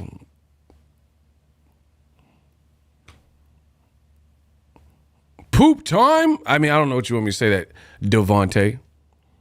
We got the fake Jodeci in here. Good job. The Bud buddies be so angry. You keep Bud's D in your mouth. I bet a little piece of drool came when you typed that, huh? Because you seem a little slow. Hey, Devontae, did a little piece of drool come out when you wrote that? Okay, I'll say it like this. On a scale of 0 to Mike Tyson, how mad are you right now? Mike Tyson, or you like a cool like 5 or 6? I told you it's the same thing with the Bud Buddies, bro. He said, I'm a Spence fan. You a Block fan. Block him. Now he trying to back off the block. Nope, you tried it. You came in here talking crazy. Block time? What time is it? Block time? Block this Get Devontae up out of here. Casey, JoJo, Devontae, everybody know we blocking Devontae. Hooray! Bro, get this fake Jodeci looking muff out my chat. I'm the best in the business. Casey, JoJo, everybody know we blocking Devontae. Hooray! Woo woo! Hooray! Hooray! Somebody rocking, blocking this fool. Bro, I'm blocking all y'all. I'm blocking everybody from every Jodeci member. KC could get it. JoJo could get it. Devontae, Mr. Dalvin. Hey, Devontae, stop with the piano and drop that like this here.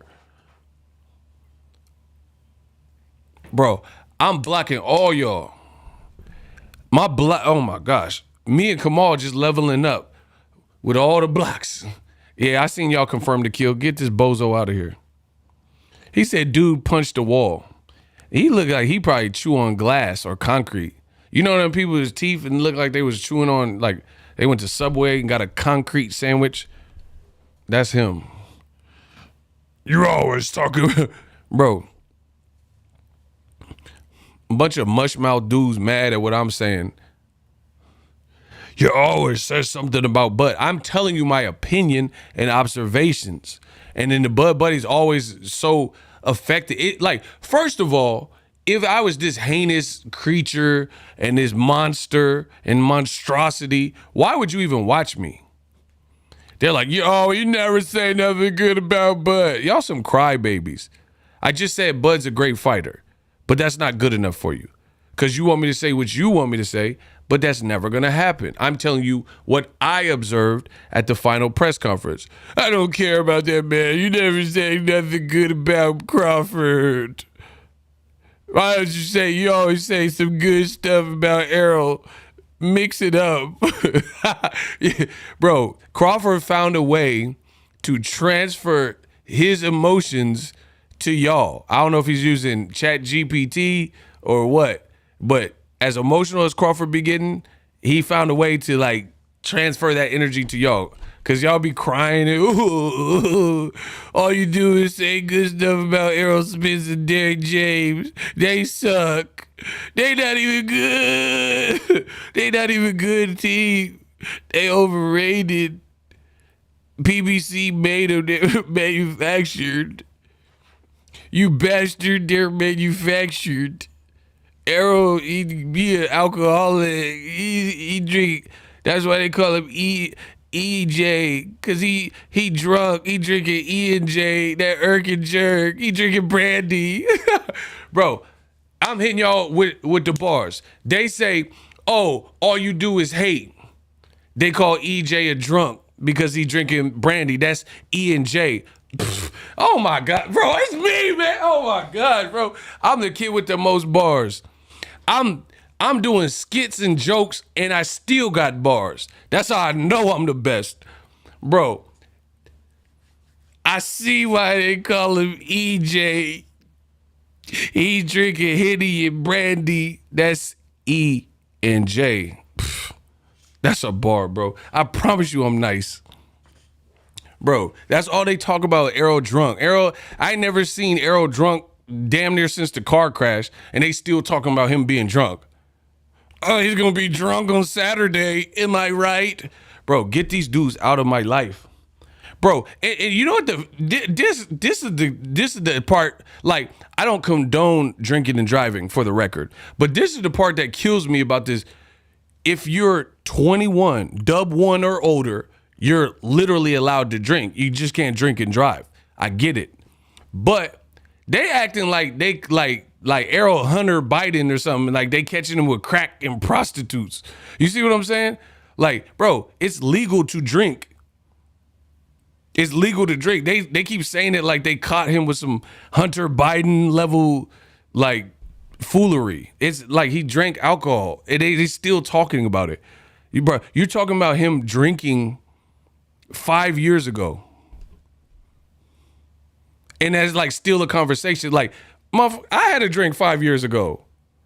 You see what I'm saying? Like, how is this how is this even a thing? How is this even a thing that people are still talking about him drinking? Like he was smoking rock. Like he was on his Frank Ocean, crack, crack, crack, crack, crack, crack, crack, crack. Like it was like he was on Novocaine. A tornado in across the room before you left. Excuse the mess you made. It usually doesn't rain in Southern California, much like Arizona. Bro, I do not think so. Ahead, I've been smoking on some rock. Bro, he act like he was on the rock, like he was off that Tyrone Biggums, off that Pookie. Do you not think ahead?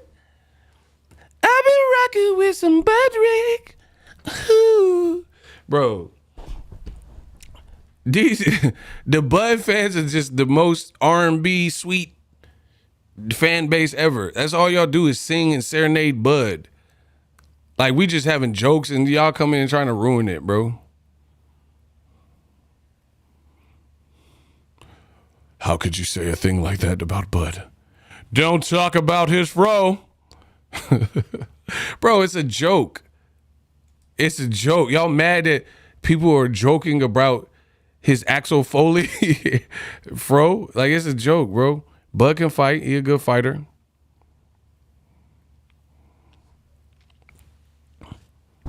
Bud got a fro that Terrence Howard had. I'm done, bro.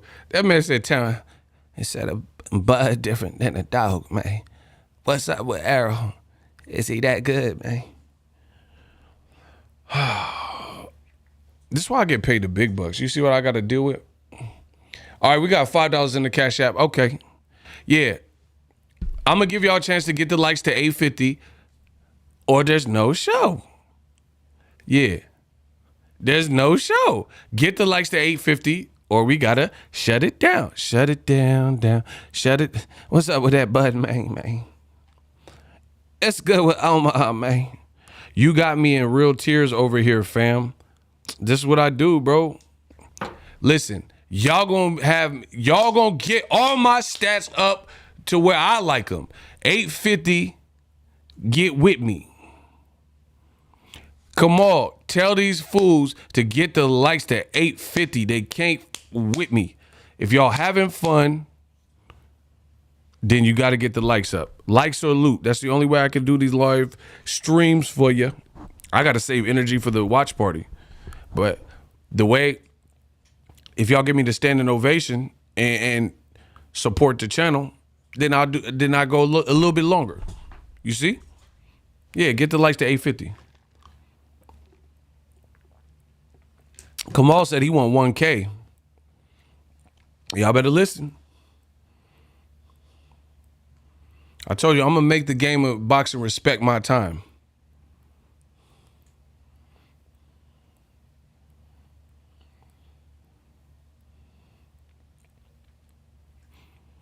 Okay, let's talk about Bud's weight drain.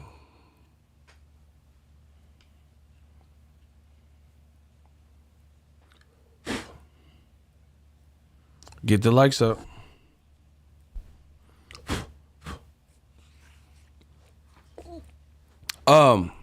Let's talk about Bud's weight drain. I don't like the cut.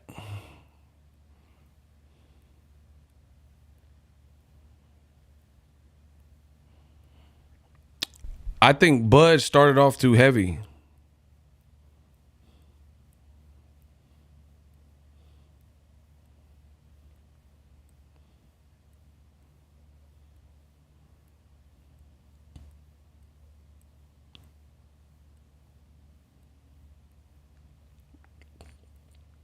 Who disagrees? Who disagrees with King Ego?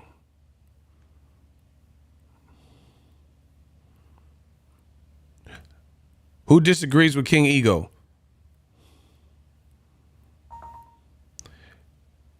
Who disagrees that Bud's having the best cut of his career?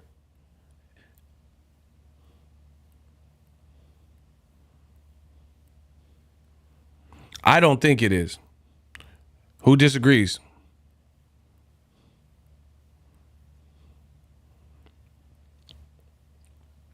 Who disagrees with King Ego and believes that this is one of Bud's best cuts and he looks like he arrived at the weight, whatever weight he's at, in the safest and best and most official and efficient possible way? Anybody?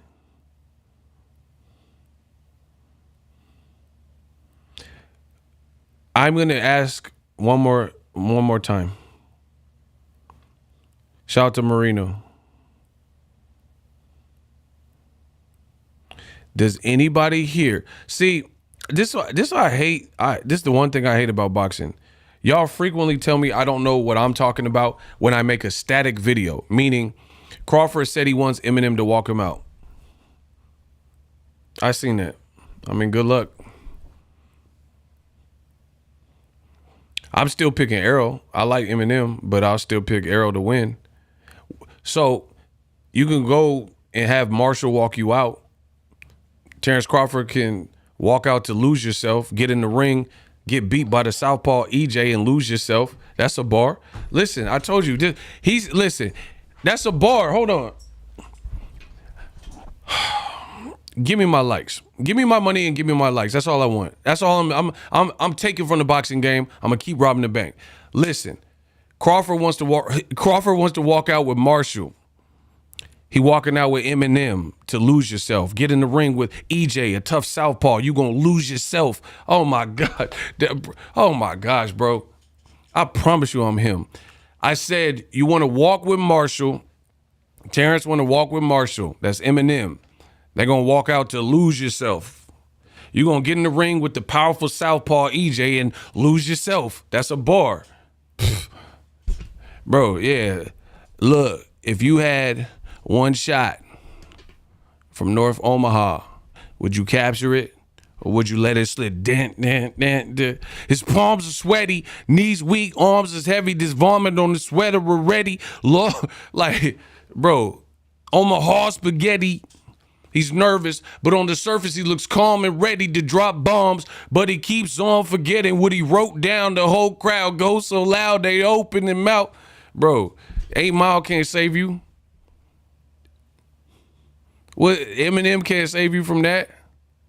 I done figured this rap shit, I map shit out strategically. Timing is everything, and it seems to be the key to my success, and it's this.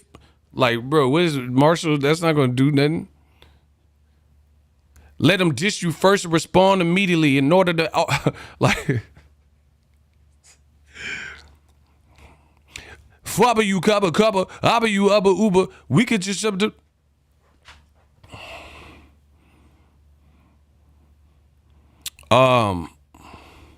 I didn't talk about the coin flip. Right on schedule. Everyone's asking about the coin flip. In the words of Damon Wayans, hated it.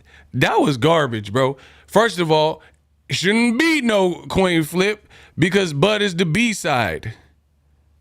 Bro, I hate the coin flip was the dumbest part of this whole, I liked everything else, but the coin flip was dumb. I hated it. I hated everything. I hated what Mike Tyson was wearing. I hate how he flipped the coin. Bro, that was the worst coin flip I've ever seen. Mike Tyson high as hell. He like damn near dropped it. It rolled under a table and we couldn't even see what the thing was. And he's like, I guess it's head. Like, bro, he high as hell. Bro, that was the worst, literally the worst coin flip I've ever seen. Mike literally just like dropped it. Okay, 1, 2, up. And it just fell, like, come on, bro. I didn't even, like, it's called a coin flip. It's called a coin flip. That didn't flip once. It literally like fell out of his hot boxing hands. Okay, 1, 2. Oops, oopsie daisy. Oh no, I guess Bud get to walk out. And he's Crawford, he gets it. It's a head. Like, bro, you didn't even flip the coin. Bro, I ain't never seen an NFL coin flip like in a Super Bowl pivotal game, and they just gonna drop this. Bro, it felt like, you know them games at like Scandia or one of them like fun center Chuck E. Cheese, and they got the little thing, you knock the little coins out, and then if the coins get to the edge of the thing, they just fall and you get the coins. Bro, they had a little token from Chuck E. Cheese. They didn't even have like a quarter. Man, get this. That was horrible. You're a horrible coin flip. Horrible. Horrible. Payday. Bro, you should have brought Canelo out. My boy Canelo.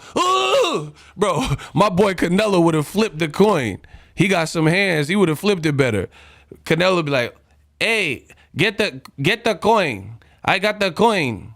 Payday. I'm flipping payday. Bro, let my boy Canelo, they should have never had high-ass Mike Tyson do that. That was horrible.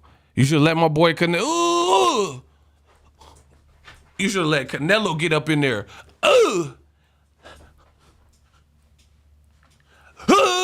Bro, you should let my boy Canelo get in that. Not payday. You want payday? I know that. Payday. You want payday. Yeah, Mike was too high to flip that coin. That's what I think. Oopsie daisy. I guess Crawford get to walk when he want to walk.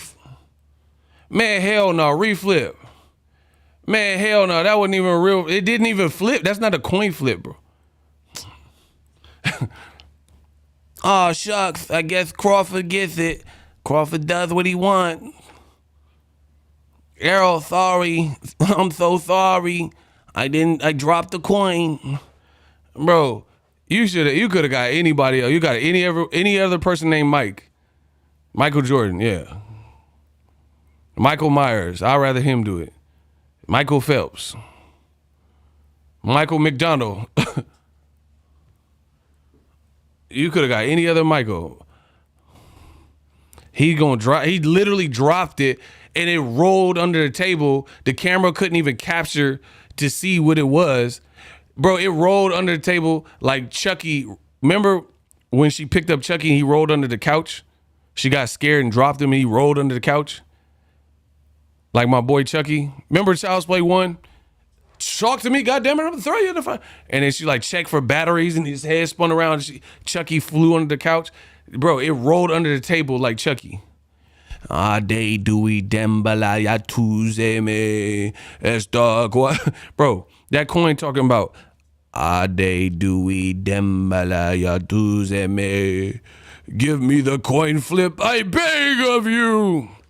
Bro, my boy Chucky kept doing that roll under the couch so nobody could. Anytime somebody was on to Chucky, that man roll under the couch. That was his like go-to move. But Aunt Maggie, Chucky did it. Chucky's just a doll. Why would you say that? And my boy Chucky straight rolling under the couch. Bro, that was literally the worst coin flip I've ever seen. I hated Mike's outfit as well.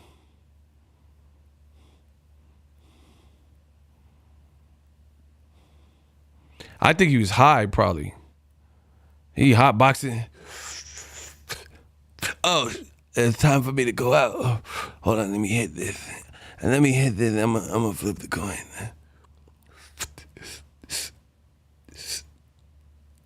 Oh, it's almost time. Yeah, give me a few minutes. I want a couple of minutes, and I'm gonna flip it. I'm gonna flip the coin. Bro, he high as a motherfucker. Bro, you wasn't smoking like this when Cuss. Come on, bro. Cuss didn't let you smoke in the house. Cuss, you wasn't just. You get cussed out, motherfucker. That's a bar. Listen, I said Customato didn't let you smoke in the house. That was a no-no. You would get cussed out. Like, listen. Oh my gosh, that's a bar. Bro, you would get cussed out. You couldn't do that. He high now. He like the domesticated Mike that be smoking and doing shrooms. Oh, I'm off. Bro, he was on shrooms. Mike said he do shrooms. He a Mario brother. He doing shrooms. He did shroom. It was a shroom level of coin flip. Cause he just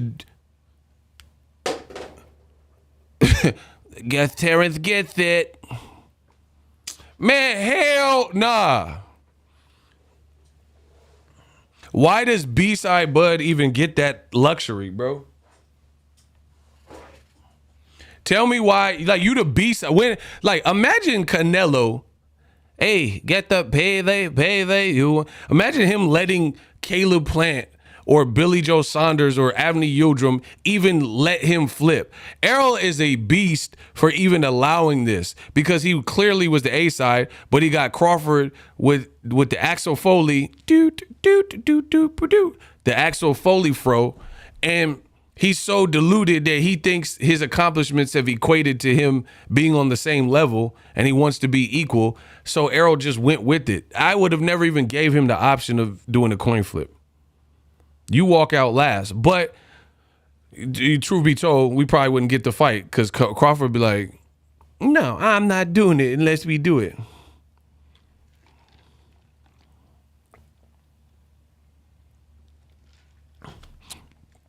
I didn't like the coin flip, for those who are asking. Horrible. Marino said Crawford had to wear black Air Force. I seen that. He copied.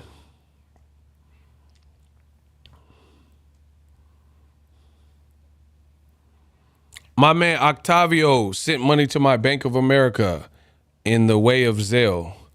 Ow! We got $5 straight to the Zelle account. Yeah. We making the money and entertaining. Yeah, the coin flip was sorry. I didn't like that. He shouldn't have had the option though, because he's a B-side. B-side don't get that. But whatever. It happened. Crawford won. Bro, if Crawford loses, it's going to look bad. You did all this. Like, you got the coin flip. You won the coin flip. You even had this man surrender that and then walk out whenever you want him to walk out. If he loses it, bro, Crawford, the pressure is all on Crawford.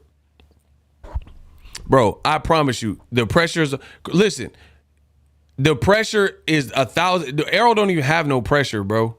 The pressure is all on Crawford. Crawford is the one that bulked up. Crawford is the one that won the coin flip and even asked for that dumb, like, addition. Crawford is the guy with all knockouts at welterweight. Crawford is the favorite. Crawford is the guy that people say is way levels above basic Errol, and Errol get hit too much. Crawford, allegedly to y'all, is the new Mayweather, and he's the closest thing to Mayweather. He fights nothing like Mayweather, bro. So why would you even say that? The people are like, oh, yeah, I'm picking Crawford because he fights just like Mayweather. He's the new Mayweather. Mayweather who? Jeff? He fight like Jeff Mayweather. I know you ain't talking about Floyd. Or one of them, like, if it's like the Jackson family, he like Reba. You know how they like, oh, one of the Jacksons. And it'd be like LaToya or Reba or Randy. It'd be a Jackson you've never even heard of in the Jackson family. I want you to meet Travis Jackson. Who the hell is Travis Jackson, bro? You like, they talking about, oh, Terence Crawford, he the new Mayweather. Mayweather who? Yaya? You talking about Yaya Mayweather, the one that had the kid with the NBA young boy. Yaya Mayweather. Bro, yeah, Latario Mayweather or one of his cousins or somebody. But I know you ain't talking about Floyd. I know you ain't saying he fight like Floyd. Bro, he might fight like some random Mayweather, Bubba Mayweather or something that's just in the family tree. But I know y'all ain't talking about he fight like Floyd. He don't even fight like Floyd. Floyd don't fight like a maniac in round 12 trying to get the knockout when he won every round. Crawford will. That's how he got the knockout versus Jose Benavidez. Still looking for it. Still trying to, cap Floyd.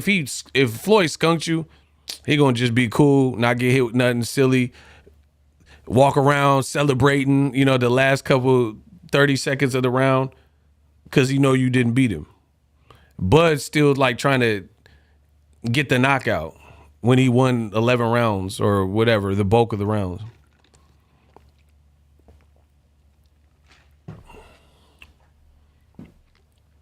Y'all crazy.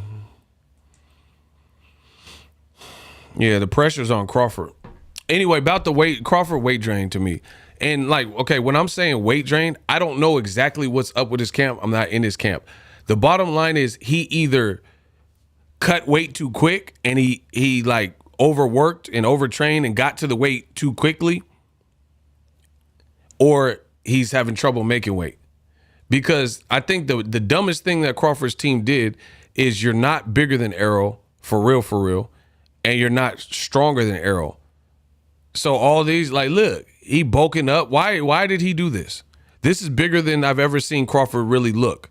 Why did you do this? Like, bro, Crawford's career is in super question if he does not win on Saturday.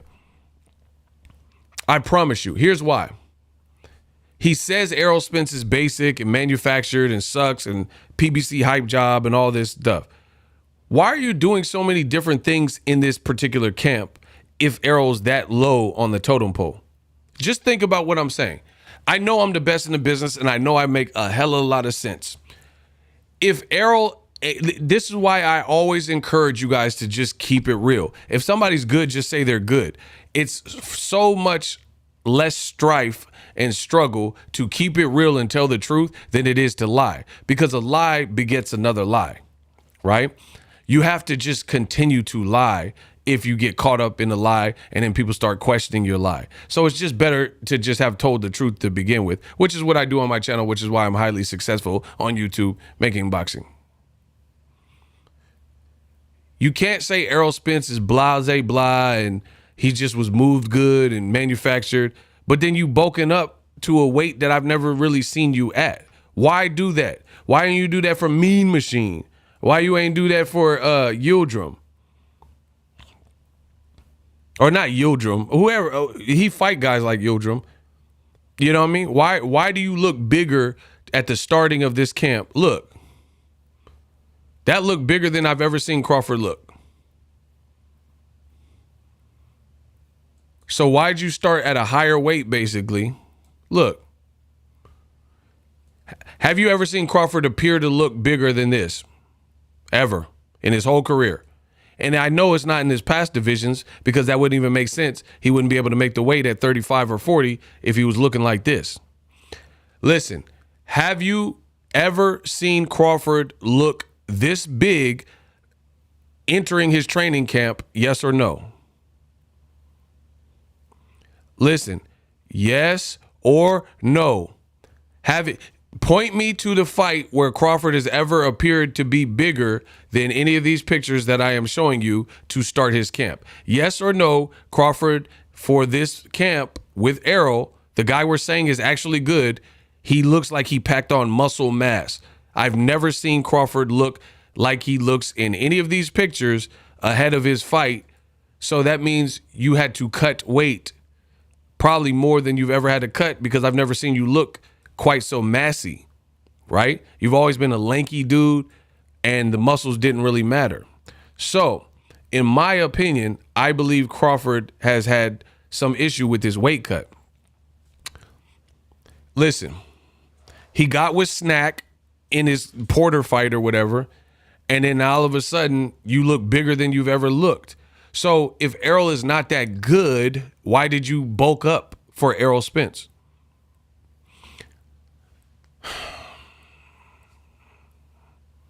If Errol is manufactured and he's not that dope and he's basic and get hit too much, then why does it look like you've done something different in this camp, which is to add size and mass that you didn't previously have for none of them other fights? So I'm telling you, your welterweight resume stinks. It's not the greatest, right? Guys like Jaron Ennis, 10 years younger than you, and have an equivalent, if not better, welterweight resume. Right? Crawford's team denies it. They say, no, you guys are haters. Crawford has an amazing resume at welterweight. So if you truly felt that, and you felt that Spence is no different than the other types of guys you fought at welterweight, and you fought great elite welterweights, which Crawford is always defending, David Avanesian, oh, man, that's a world-class guy. So if you felt that, then why are you doing anything different than you did in those camps? Why don't you look like you look versus Jeff Horn? Why don't you look like you looked versus Jose Benavidez or Mean Machine or Amir Khan or David Avanesian? You look like you started this camp heavier than we've ever seen. Why the change? See, that's what I'm saying. I don't let people lie to me. Why the change? If Errol Spence is not that good, you should have just kept everything the same. Furthermore, to finish cooking y'all off, get to 900 likes. I will not continue until y'all get to 900 likes. We're going to be here all day. I'm not going to continue cooking until y'all get to 900 likes. Like salute. I'm going to keep taking breaks. I'm going to take breaks. I'm going to take water breaks until y'all get right. 900 likes, I'm not cooking. I ain't going to cook. I got plenty to say, too. Somebody going to make this make sense for me.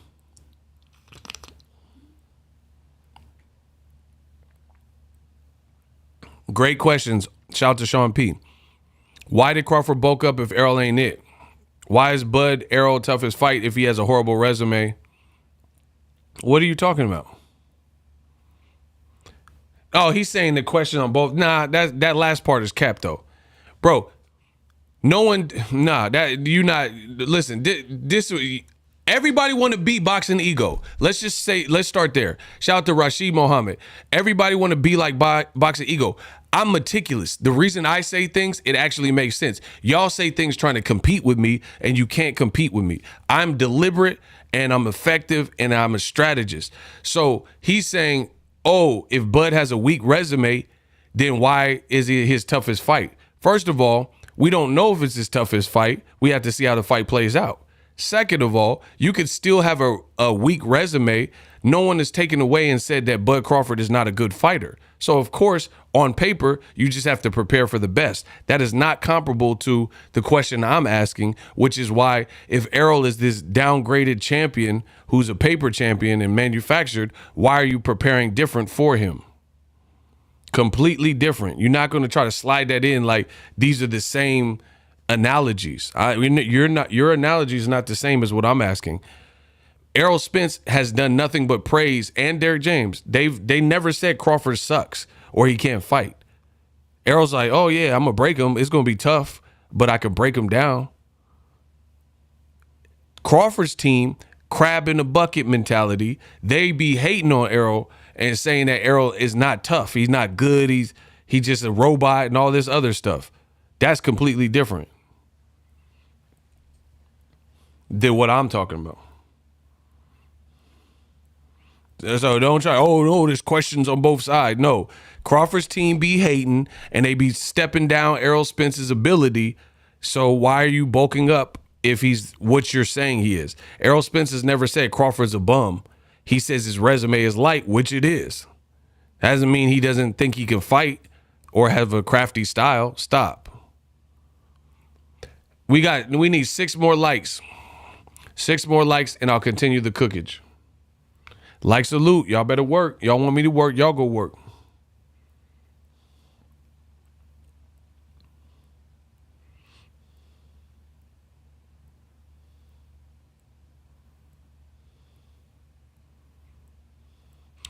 Y'all want me to work, y'all gonna work. Y'all want me to work, y'all gonna work.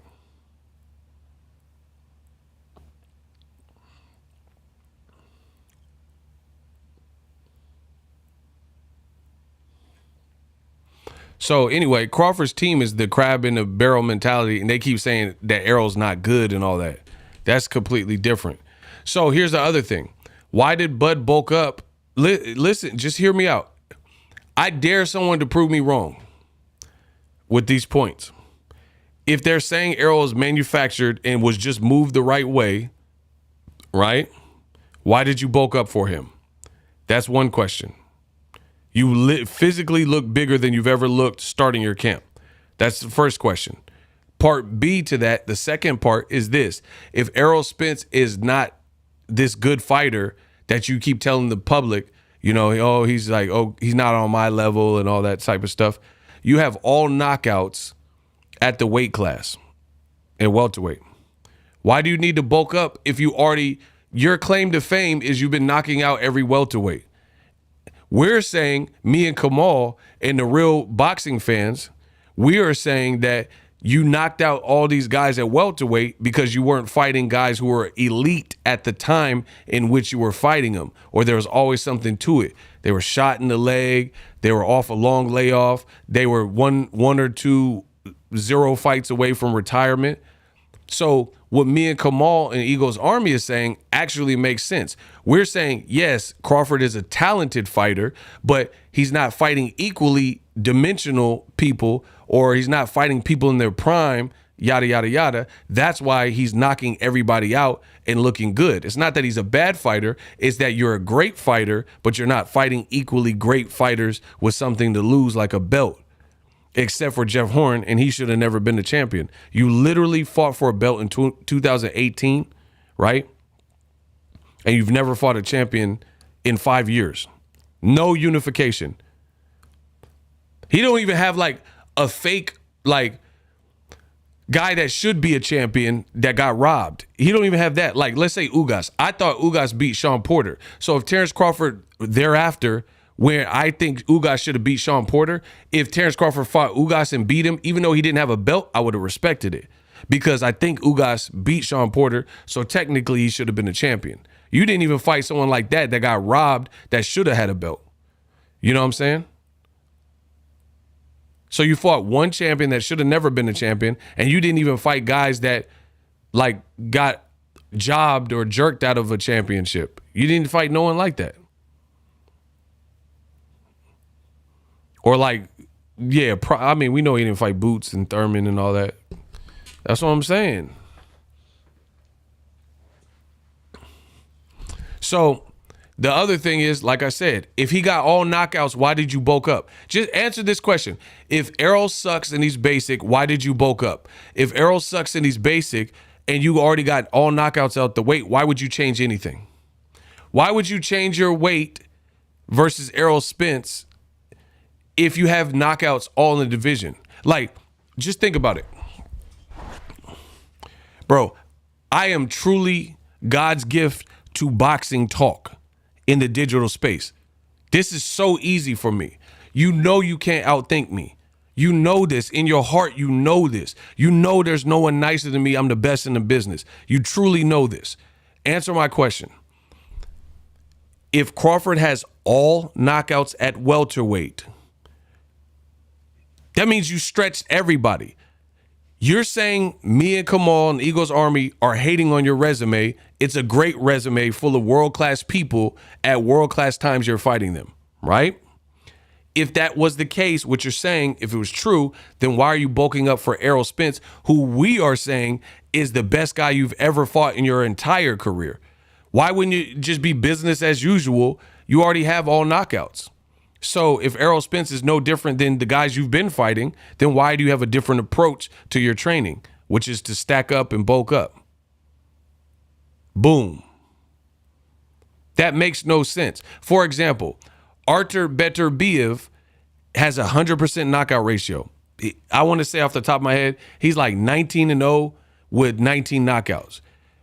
The way he looks for Joe Smith Jr. fight, the way he trains and looks for Anthony Yard fight, and the Caleb Johnson fight, and the Alexander Vostik fight, he looked like the same better. He didn't change his training. He looked like the same shape. He didn't like bulk up to 215 pounds and then cut. He just looked like the same. I like Beterbiev, so I follow him, right? I follow Artur Beterbiev, and all of his training camps look exactly the same. Again, if it ain't broke, don't fix it. Why would your training camp vary or look different if you're achieving all knockouts as is? Why does Crawford go to snack if you already had all knockouts? What is snack doing for you if you're already the greatest thing since sliced bread, all with all knockouts, and you're fighting elite people like you try to convince the public? Why would you even add snack? Why would you train at the UFC performance for Errol Spence? You never did that before. So why all these changes if Errol's basic, he's no different than Ndongo and all this other stuff? Because you know they're lying. It's cap. That's why. Why did you need a tune-up? Oh my God, y'all killing now. That's what I'm saying. Why'd you need to fight David Avanesian? Oh, I need to get me a fight in. So I don't believe nothing they saying, period. So I do think something's up his weight cut because, again, his starting point, he looked too big. For his frame and where he's been, he never looked that big. And you switched it up. You never look like this. Again, it would make sense if you were going to be in Creed 4 because you just want to look jacked. It don't matter. You just have to perform on camera and they can call cut. Boxing is not the same. You need functional muscles. So again, one of the main reasons why I have to pick Errol Spence over Crawford is he's the naturally bigger guy. All he has to do is have a good cut. He knows he's strong. He knows he has elite names on his resume and better welterweights that he's broken down. He doesn't have to prove anything to Crawford. He doesn't have to look a certain type of way on the like without his shirt. You don't have to look like, oh, I look the biggest I've ever looked. Like none of that matters. He knows he's strong. He knows he has bone-breaking punches. He knows his style has been perfected since the amateurs and the Olympics. So I guess what I'm saying is Crawford brags about he doesn't have a style. I think that's a detriment here because guess what? The guy that doesn't have any style, it would seemingly be like in practice, it might not be the same as how it sounds in theory, right? In theory, that sounds good. Oh, I want the guy who's, people are going to make it soup it up. Oh, be like water. You have no style. But in actuality, you have to have some type of style. Roy Jonesy, what would be the benefit of bulking up before a camp? Give me a second, because that's going to take me a minute to listen. Y'all got to get the likes to 950. Shout out to my boy Adrian Molina. That's a dope fedora. I like your hat. Nothing Crawford is saying is believable to me. Errol doesn't have to prove. It's not a bodybuilding contest for Errol. Like I said, he just has to make a smooth, great cut and get him to the targeted weight. Crawford is the one flexing. Like, bro, you know what Crawford acts like? I got the perfect example. Crawford acts like somebody who was fat that lost a bunch of weight. I've dated chicks like that when they got in great shape, but I didn't even like. There's this girl I used to work with, right? I'm not gonna say her name, but there's a girl I work with. I met her. She was already in great shape, and we started like messing around. Blah blah blah. I didn't even know she was bigger because I didn't know her back then when she was bigger, right? But one thing I noticed about this girl, she had been big for her whole life for the most part. And then I guess she just decided enough is enough. And she started eating better and just cleaned up her stuff all the way, right? So that being said, I didn't even know, but in dating her, she would tell me that kids used to pick on her and call her names and call her fat. And she was insecure in a bathing suit. And I didn't know none of this because I didn't know that's how she used to look because I didn't know her back then. You see what I'm saying? So what I did notice is there were like girls like that. There's usually a level of vanity almost because it's new to them to be a size 4 or whatever. I don't know women's sizes like that. But let's say if you're a size 20 and then you shrink down and get yourself in great shape and now you're a size 3 or 4, that's new to you. You're not used to that. So I noticed she was like, she would always take pictures of herself and, her body and stuff like that and post it. And I think it's because for years she couldn't feel comfortable or she didn't feel comfortable posting the pictures of her body or being in the bikini. So she was like making up for lost time. That's Bud Crawford. Bud Crawford is like trying to show you that he's a brolic welterweight and he's stacked up and added weight. So he's taking all these muscle pictures. Errol Spence, he has a photographer in camp, sure. But he's not like front loading a bunch of like muscle pictures to look scarier. He knows he's strong. Errol Spence knows he's a strong, punishing welterweight with fundamentals. You get what I'm saying? He don't have to like prove it. He don't have to like put out these pictures that Crawford like, oh, look at me. Bro, Crawford's team put a filter on this. You could tell. Look at it. They he looked like Rudolph. His nose look all red. That's a filter. Look at his hair, how his hair has a tint. They're putting filters on the pictures and stuff like that, speeding up the edits to make him look faster. Bro, this is not a straight out of iPhone camera picture. I can assure you that. Look at it. You could tell. So they putting filters on the picture. Errol Spence ain't doing all that. He just making his weight cut. So I don't like the fact that Crawford did all this bulking up and all that type of stuff. The bulking up, why would you bulk up only to have to lose weight? It seems counterproductive, counterintuitive. Someone said he's a bully. Absolutely. That's why if you go against anything he says, then you suck. You YouTubers don't know nothing about boxing. Bro, Crawford, why would you bulk up? Like, and see, this is how I know a lot of y'all don't know anything about boxing, because I'm not saying Crawford has no chance. He's a great fighter, but I am saying the behaviors and the observations is not making me want to pick him. I will say that. And I'm not picking him. I'm picking Errol, like I told you. But here's the other thing. This is not show and tell. This is not a Creed movie where you just get as stacked as possible to look good on camera. So all this flexing and stuff is out the window. Tim Bradley was posting pictures like that, flexing, and Ruslan almost tore him out the frame. And you mean to tell me Tim Bradley's not more dynamic and athletic and faster than Ruslan Provodnikov? So again, you guys don't know boxing. I can tell you 1,000 fights easily off the top of my head where a guy who is faster and athletic and all this other type of stuff got beat up or beat or stopped or nearly stopped by the guy who was way, way more, I do one thing very, very, very well. Ruslan Provodnikov, Tim Bradley. You can't tell me that Ruslan Provodnikov is faster-handed, faster, fleet-footed, or more athletic than Bradley. Bradley was doing cartwheels in that fight. Right? Manny Pacquiao versus Juan Manuel Marquez. Is Marquez honestly faster than Pacquiao and southpaw and dynamic? No, but he knocked Pacquiao out. Roy Jones, Antonio Tarver. Lennox Lewis.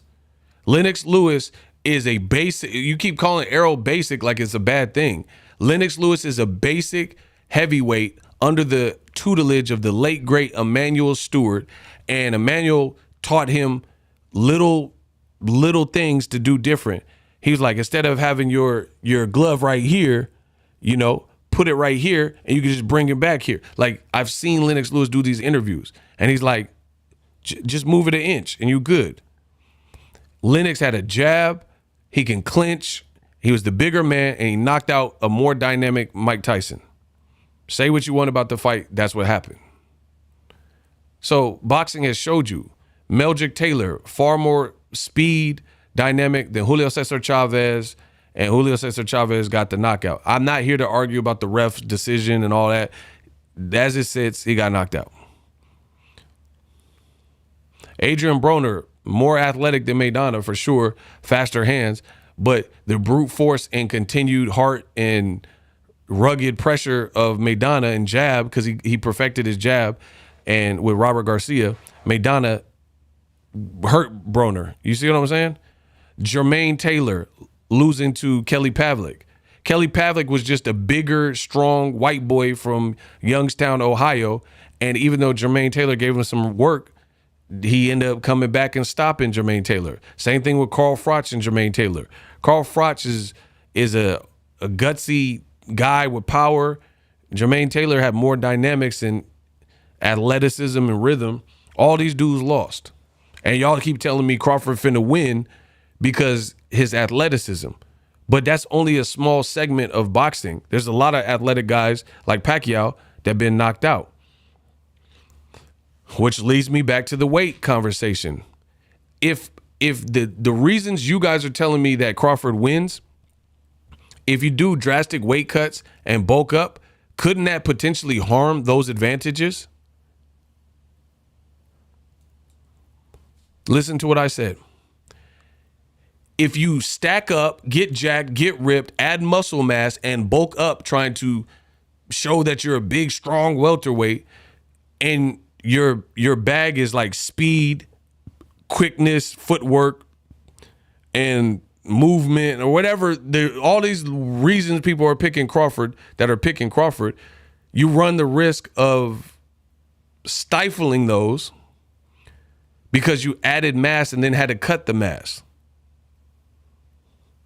Errol Spence, all he has to do is have a responsible weight cut, and he knows he's there. And it's such a short moment in time. I'm not saying it's easy, because weight cut, making weight is not easy.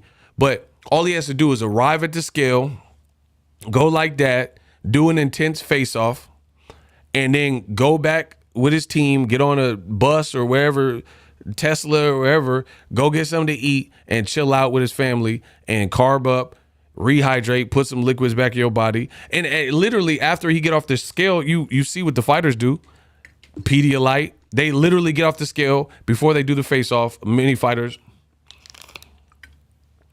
So it's just a moment in time. All he has to do is hit the number, and then his body's gonna bounce back to what it probably normally should be at, or closer to. Meanwhile, Crawford's the guy that got buff for no reason, buffer than we've ever seen him, only to have to shred down and do a weight cut. That seemed, to me, it seems a bit too experimental for such a big fight, the biggest fight of your career, to gain extra weight. You don't know how you're going to really feel. So unless the game plan is for Crawford to try to off Errol Spence and get him out of there quick, then I don't see this being a good look, unless you're just going in there like, I'm going to knock him out in 3 or 4 rounds. But what happens when you don't knock him out in 3 or 4 rounds? And you start to flatten out, and then body shots start to wear you down.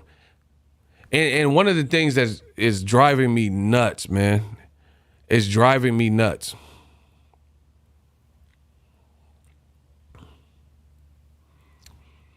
People keep saying Ugas just stood there.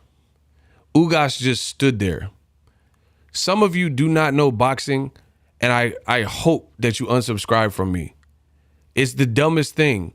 If you think Ugas just stood in front of Errol Spence for no reason, then you don't know boxing, you don't respect boxing, and you a dummy.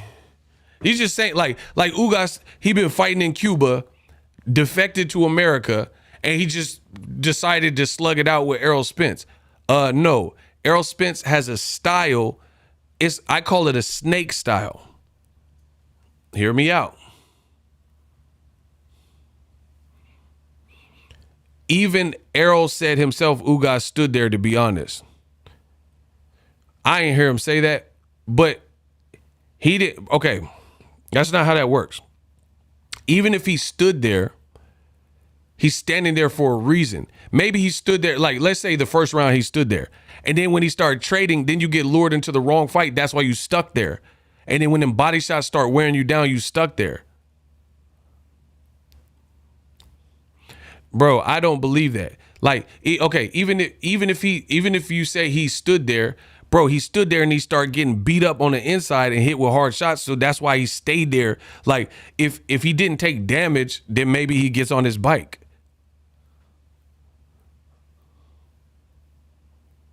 I'm not buying that Ugas, a talented Cuban fighter who beat Crawford in the amateurs twice, just stood there. Bro, like, I mean, this is stupid. That's not even his style to just like stand. Like, why didn't he just stand there with Pacquiao? He was doing stuff. Errol broke him down. Errol Spence would, like I said, I call it a snake style. If you look at a king cobra or one of the spitting snakes, they can spit like neurotoxins and like bite you with neurotoxins that paralyze you. You guys understand that? Watch Animal Planet. Watch Discovery Channel. Hey, we should be at 1,000 likes. Please get those up.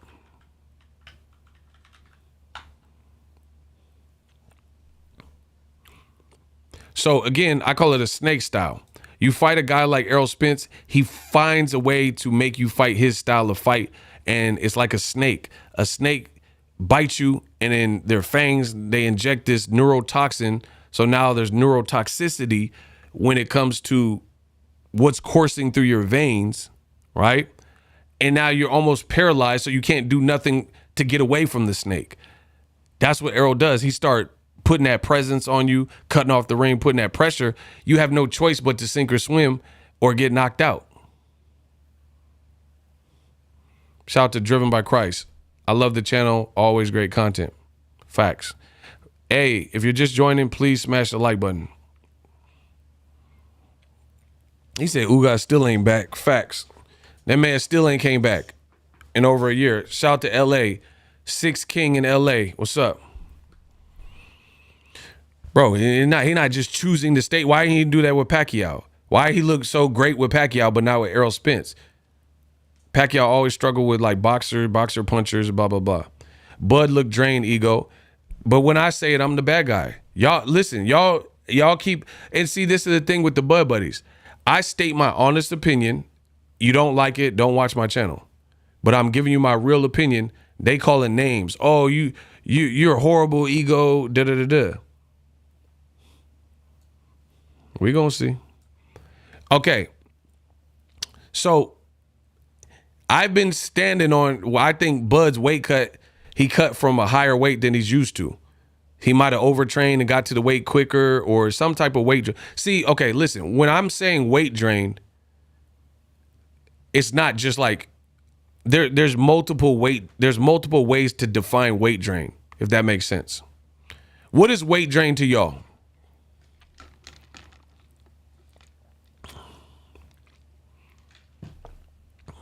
What is weight drain to y'all? I need a starting point.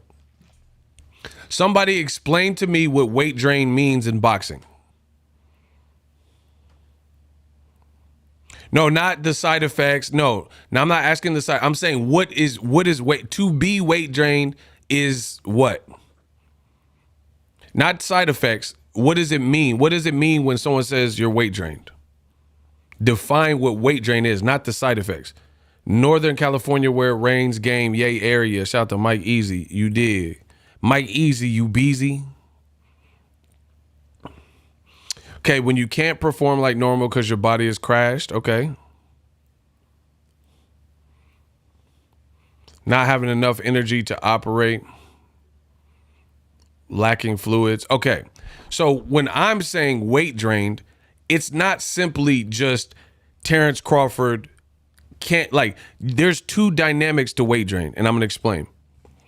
For me, you can be weight drained and be far under your weight. And I'll explain in a second why that's a problem. So that's one style of weight drain.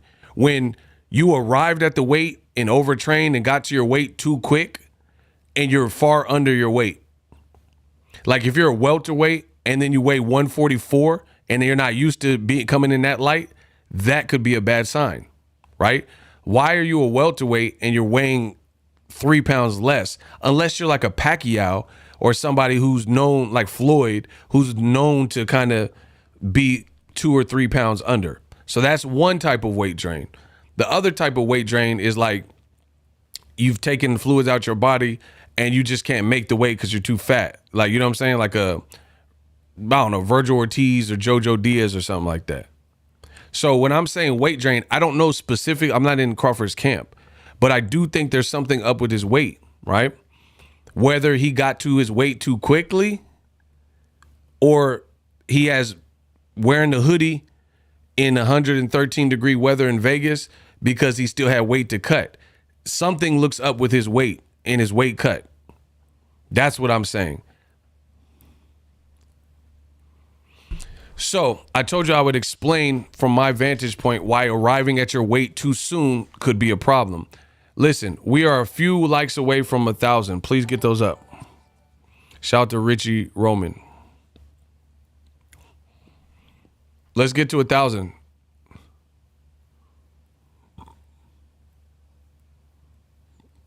Crawford was looking like a puppy coming down with Parvo. I'm done, bro.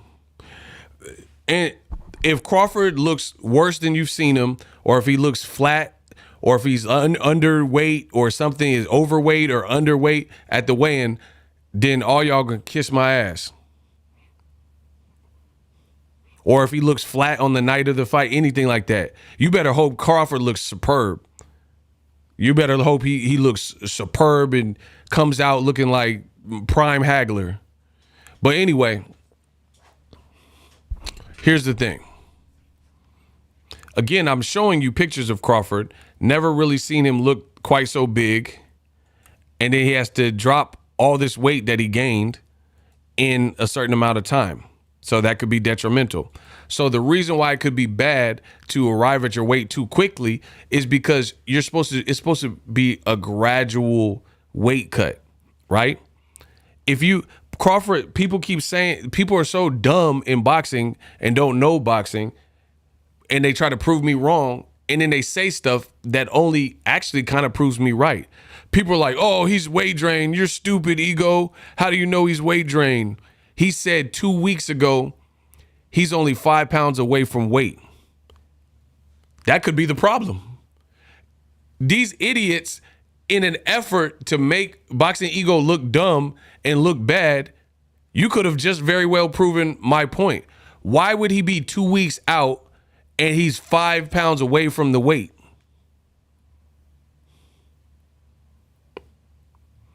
Or a month out and he's already at his weight?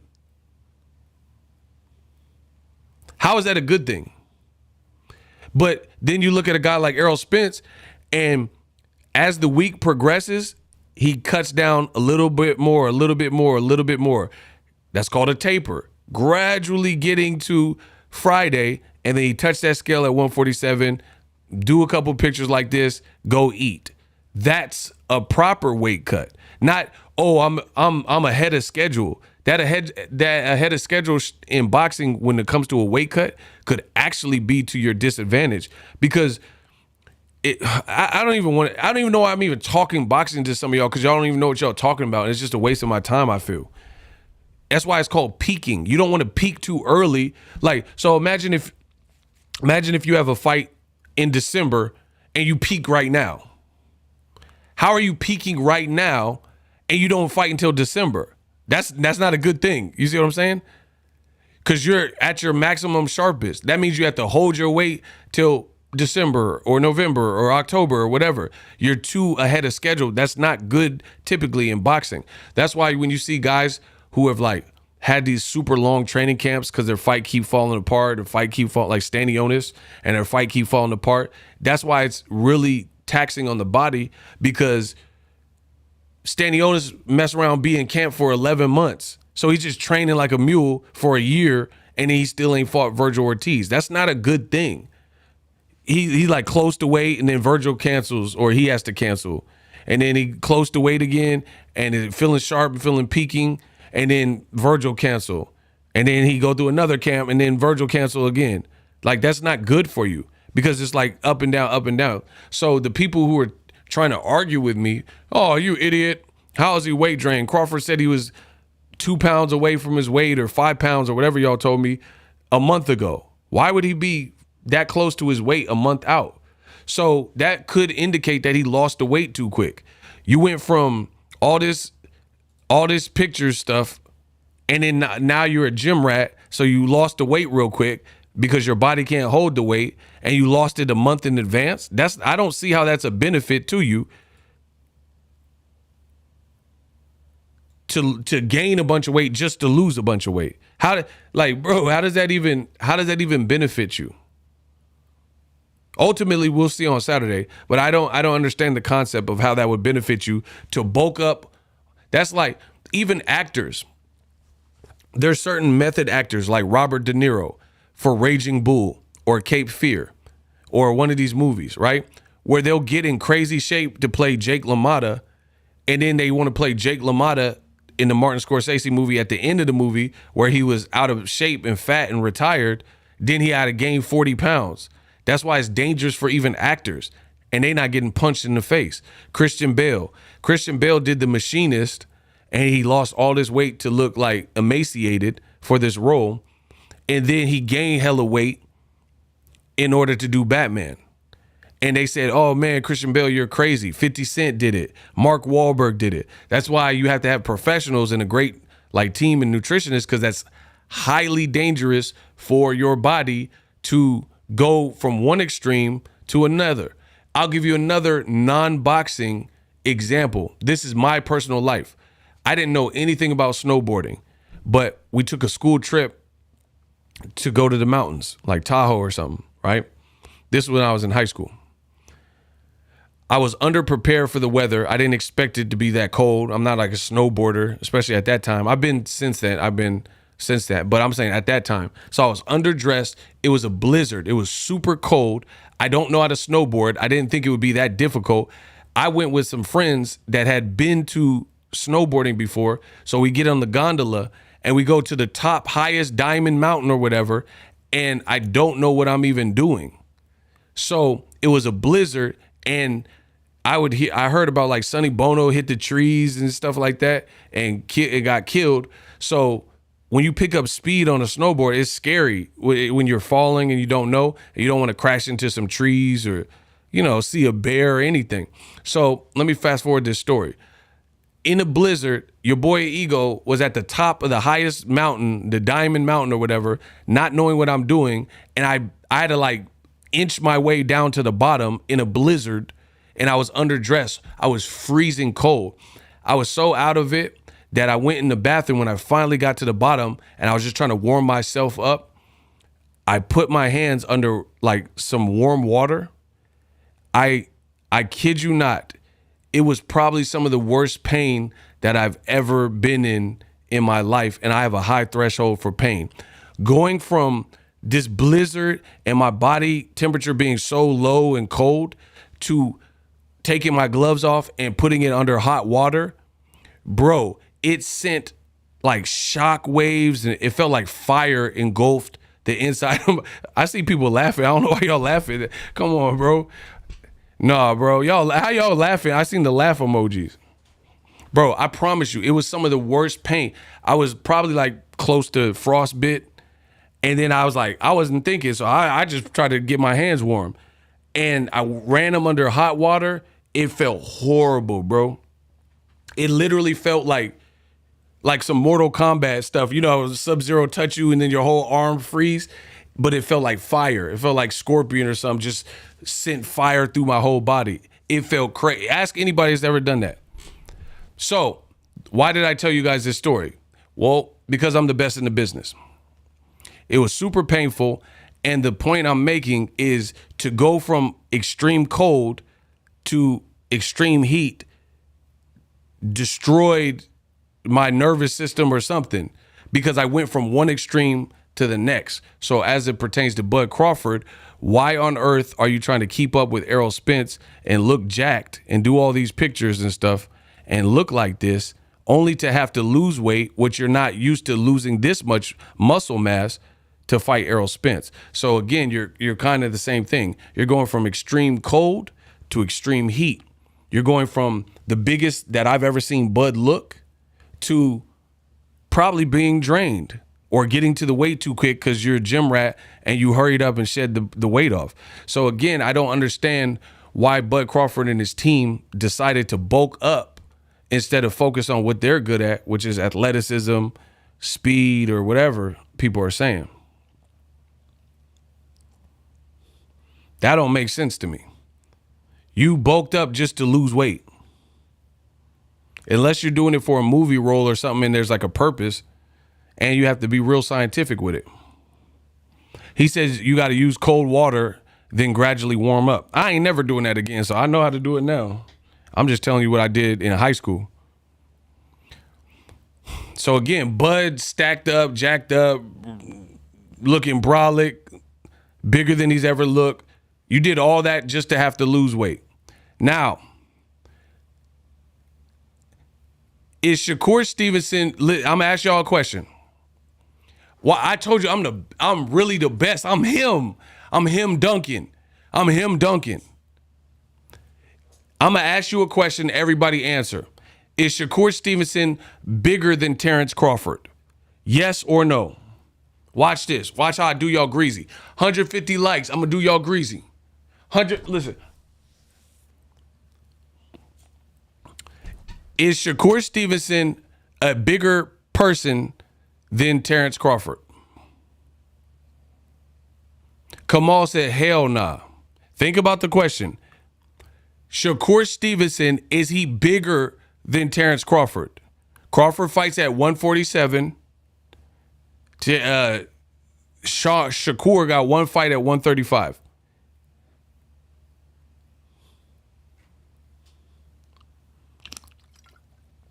My wife found me at the midpoint mountain. I'm done, bro.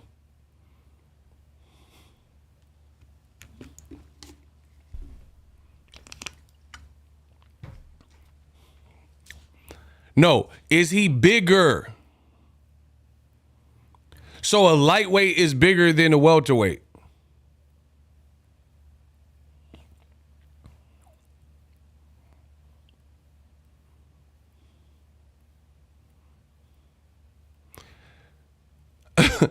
So a guy with one, this is so funny. A guy has one fight against Yoshido. He just came from 130. He got one fight at 135, and you guys are telling me Shakur is bigger right now than Terence Crawford.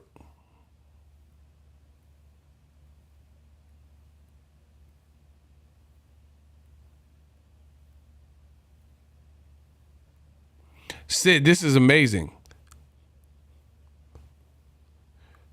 So we're on the same page. I'm gonna ask it. I'm trying to ask it in a different way, maybe. Shakur Stevenson, who has one fight at lightweight, is he bigger than Terence Crawford, who's been at welterweight for 5 years at 147 welterweight? Yes or no?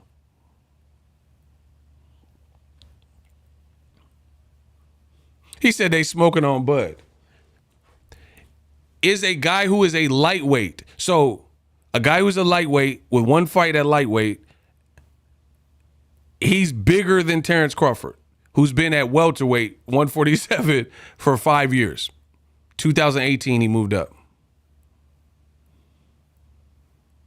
Don't answer how you think you should answer. Just answer the question.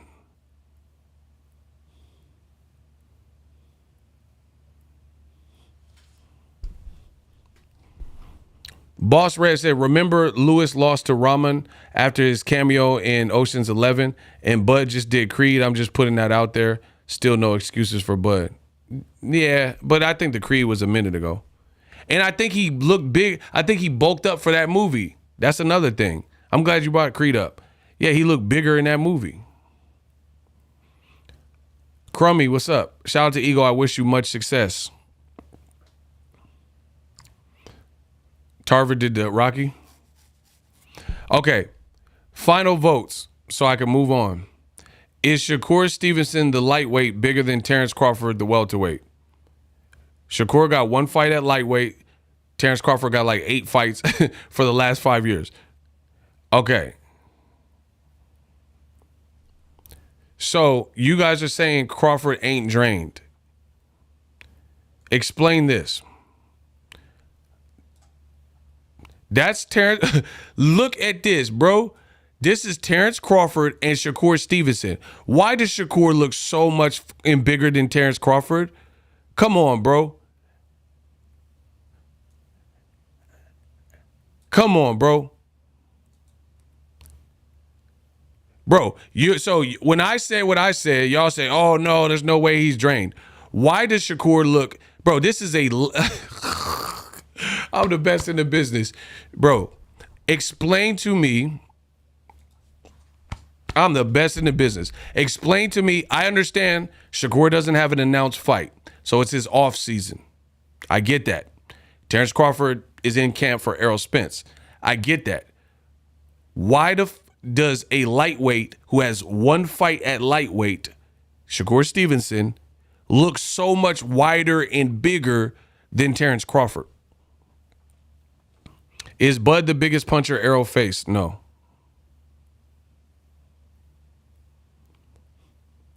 That's my question to you. The Bud buddies keep saying, oh, you're just saying you're hating on Errol. You're hating on Bud. All right, bet. Why does a guy who is at lightweight with one fight in his offseason look huge, comparatively speaking? Look at Crawford. He looks Somalian. Look at his abs, bro. So y'all said, oh no, Crawford's on a great. Somebody said Crawford looked shredded. Bro, what? Shredded wheat? He look good? Bro, he looks shredded what? He looks shredded wheat. He looked like cereal that Errol Spence is about to eat. Bro, he looks like this is Crawford, bro. Look at his rib. Like, why is his, like, it looked like all he's doing is laughing and standing, and his stomach looked like he got a waist trainer on. It looked like he got a 20-inch waist. And Shakur back, look at Shakur back, though. And low-key looked taller. Now they asking me if the picture is real. Whatever, bro. I'm done. Listen, I can't win. Y'all got it. Ego don't know nothing about boxing. Every time I prove y'all wrong, now y'all saying, oh, Ego photoshopped it. And like, come on, bro. Now they asking the Dawn of Boxing Talk if it's a real picture. Like, why?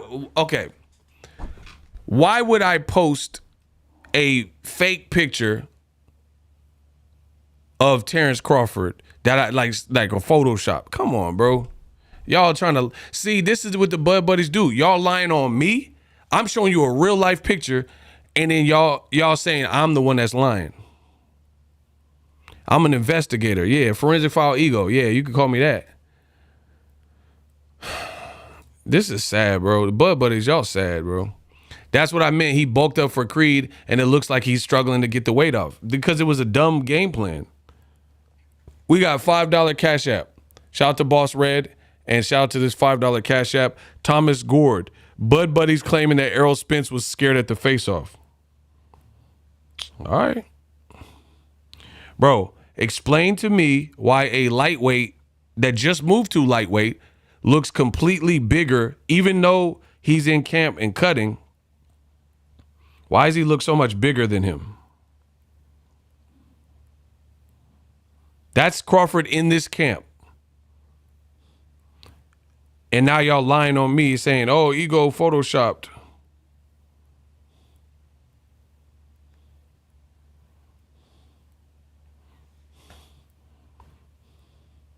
You see what I'm saying? Now they saying Ego photoshopped it. Y'all liars, bro. Listen.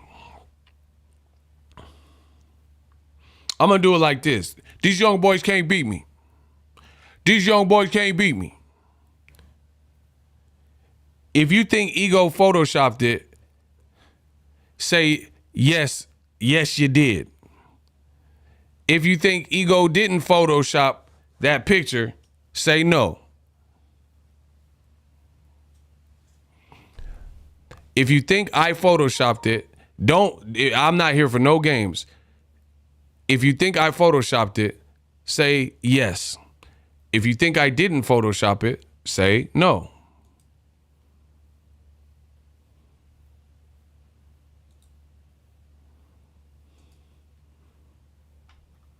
We're going to do it like that. If you think Ego made that up and Photoshopped it, say yes.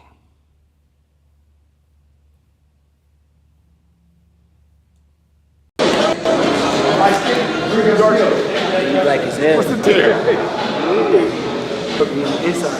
Cut that. Cut that. That's why I said, oh shit. That's why I paused. You're right. Hey, what you got? What you want though?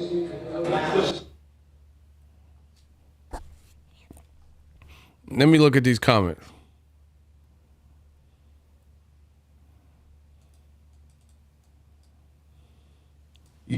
All right.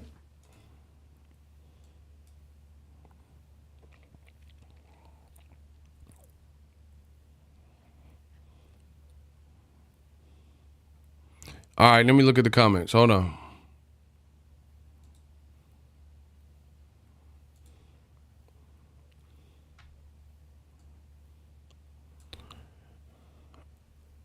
Okay. Ego the best in the business. No. Okay. So, guess what? To all the people that thought I Photoshopped it, I ask you this. How do I Photoshop a video? Roll the clip.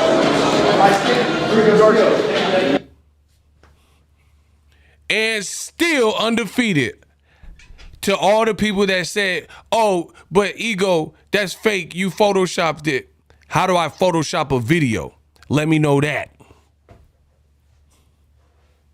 Let me know how I Photoshop a video. They saying Ego Photoshopped it. So you let me know how on earth I could Photoshop a video.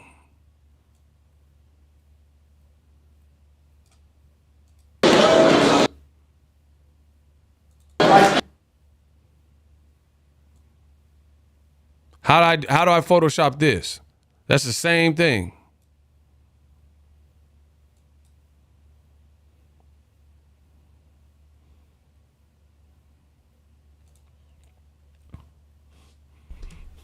Now they're gonna say I AI'd it. See? Y'all keep hating. Yeah, get the likes up. I told you, I'm ready to go. So anyway, I stand on it. I think Crawford made a bad cut. It is what it is. How on earth is Shakur looking bigger than Crawford, even in the camp? I guarantee you Shakur ain't gonna look like mad bigger than Errol. Weird play. Weird play by Crawford. Look at it. Look at his ribs. Look. He look like Santa's little helper. That look good to y'all? Bro, honestly. Bro, look at Shakur back. Shakur look like a bodybuilder next to him. Honestly. Y'all like Crawford looking bomb. Bro, Crawford look good here? This is the Errol Spence camp.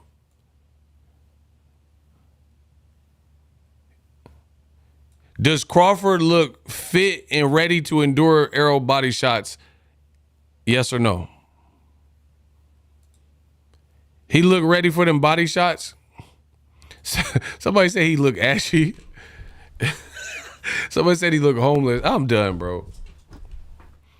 Bro, my thing is this. Like, you look at a boxer. Like, I'm not trying to, like, pause, of course.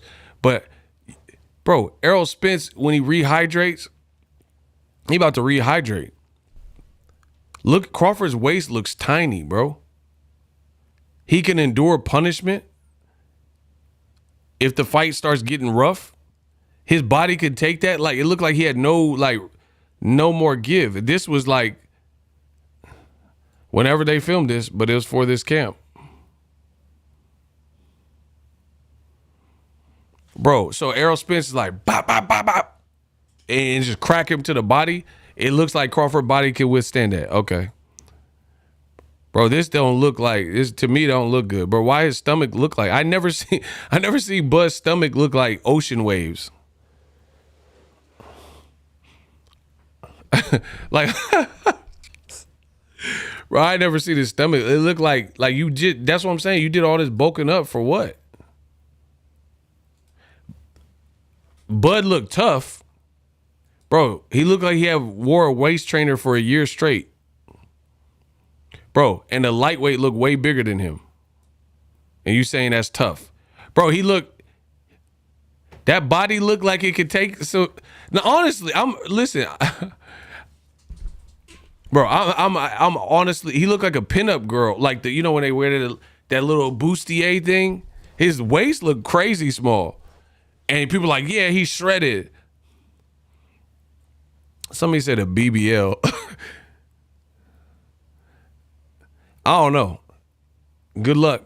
Good luck to May the Best Man win. But for me, I wasn't like looking at that and like, oh, okay.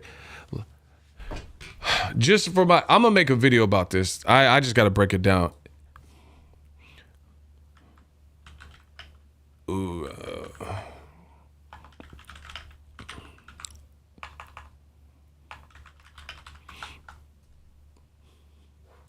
I'll make a video about it because I know the fans want it. I'll make a video because the fans want it.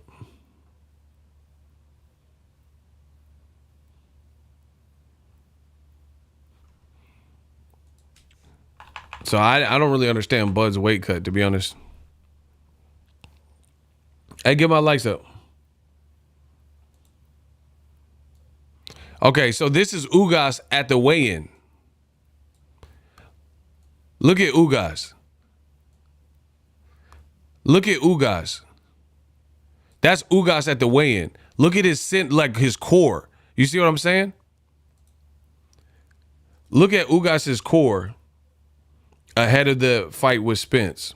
This is at the weigh-in. Bro, look at his arms. Look at Spence's arms and look at Ugas's arms and look at his like midsection and core. And this is at him after he made weight. That's him after he made weight. That's after that's what I'm trying to tell you. Y'all not understanding.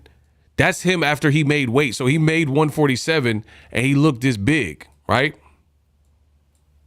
That's why I said this might not be the fight some of y'all expecting. This is him making weight. This is Crawford at some point for the Spence camp prior to now. This is Crawford prior to now. He looks super. Why would he look that skinny 2 weeks ago or whenever this video was shot or a week ago or this week, whenever, I don't know the date it was shot. Why would he look like this? Like Slender Man. And then again, as I keep telling you, we're talking about he's looking like that, but he was looking stacked. Now that's him on fight week. But before that, he was looking like super brolic. I'm telling you, that weight cut might be whooping him. Look, honestly, look at him at the beginning of July. Hey, get my likes up, please. This is Crawford at the beginning of July, confirmed, because I seen the date this video was taken. This is like about July 9th, right? And this is Crawford sometime thereafter, closer to the fight. Hold on. Oh.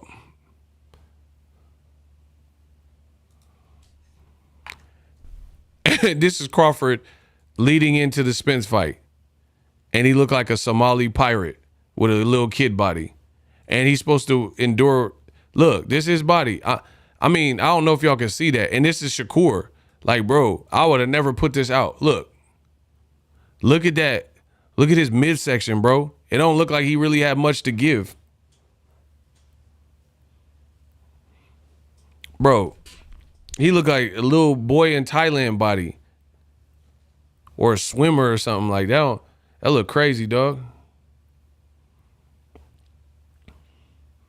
And then when I look at Ugas, his midsection, he looked like stout and like, you know what I mean? I don't know. If y'all love it, y'all love it. I'm just giving you my honest opinion. But I don't see any reason why Bud should look this small next to Shakur. Especially like potentially a week or two outside of the fight. Shakur looked legit bigger than him. Like legit. And this is a 35-pound guy. That's very concerning. But that's my time, people. We got a $2 super chat. He looked like Lamont after Meech gave him crack. I'm done, bro. So I at least explained why I feel y'all so lame, bro. He said it's two different angles. It's hard to tell. Bro, what angle do you need to see Terence Crawford from to see that Shakur look bigger? Come on, bro. Y'all can't be this corny. What angle do you need? It's not a full like face-to-face shot. What angle needs to be shown from an eye-level view to just like these dudes is the Bud Buddies, y'all lost it, bro. He need another angle to see that Crawford is touching Shakur back and Shakur look like Debo next to Red from Friday or Zelle. Okay. This is amazing. This is amazing how boxing fans' brain think, oh, it's just the angle. Bro, what angle? So if you get Uncle Buck and you put him from any angle, he gonna look like that? So if I am paparazzi and I ran up on Lizzo, she gonna look like that from the side? Huh? If I snap a side angle of Lizzo, she gonna look like that? Now y'all talking about his angles. So first it was Photoshop and special effects. Then you said it's the Lizzo angle. I made a special angle. I didn't even film this. So why would I make the angle? Kamal said they are furious. Maybe the real question is why. What do you mean? That's not a question. How is it a question? I'm telling you the answer. He looking sucked up because he's not used to being, he's not used to being this weight and then having to get back down. He bulked up for Errol Spence, which, look, that's the reason. You go from this to what you looking like versus next to Shakur. Ugas didn't look like that. You're like, what's the reason? Bro, there should be no reason that Shakur looks like his big brother.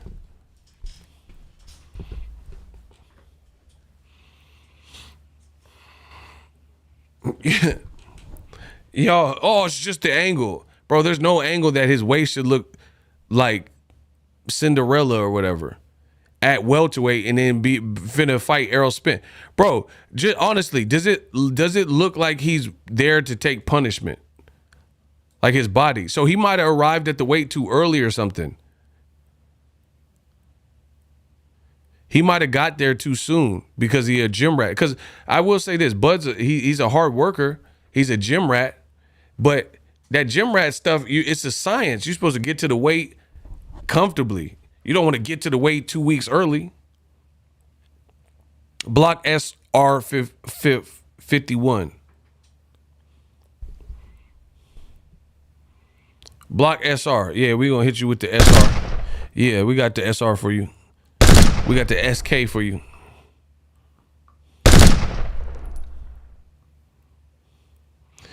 Ego, why Bud had his eyes closed with his hands over his face? He was praying. He was praying that we would accept his resume after Errol beat him. That's what I think. He was praying that Errol Spence don't hit as hard as they say. He's like, please, Lord. Please make it so Errol don't hit this hard. Give me the power, I beg of you. Look, there you go, praying. There you go. He praying, y'all. He listening to Donnie McClurkin. We fall down, but we get up. We fall down. Bro, he listening to the church music praying. We fall down, but we get up. That's what he's singing for them Errol body shots. We fall down, but we get up. Yeah, we're going to see if you get up on Saturday. Bro, the man is literally praying, and his ribs look like Santa's little helper from The Simpsons. Remember? I'm done, bro. I can't. I'm too great. Remember Santa's little helper from The Simpsons? Tell me they don't look like. Tell me. Come on, bro. Santa's little helper. Tell me Bud ribs don't look like that. His ribs is tight. Look, Santa little helper. Bow. Hold on. Let me get it right. Let me get y'all right. Look, Santa's little helper. There you go. Same energy. Look at them ribs. Look at them ribs. Look, they both same expression. Look at them ribs. Look at them ribs. Derrick James might put them ribs on the queue. You feel me? Errol said bring your Cajun seasoning. He might put them ribs on the queue. We're going to see if Crawford's ribs Errol might mess around and make a McRib a McRib meal out of Crawford.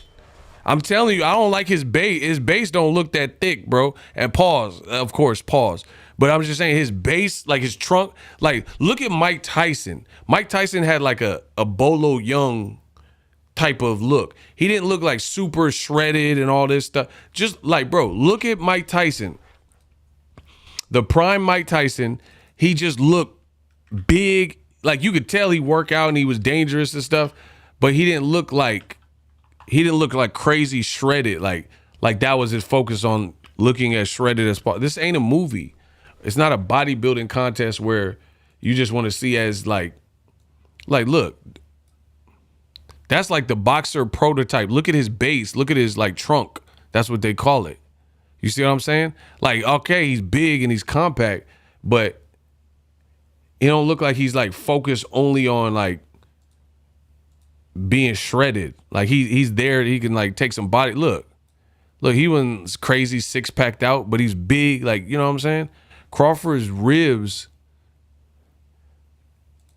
like that, that looked like he taking a bunch of like punches all night. I don't know. That looked weird to me, bro.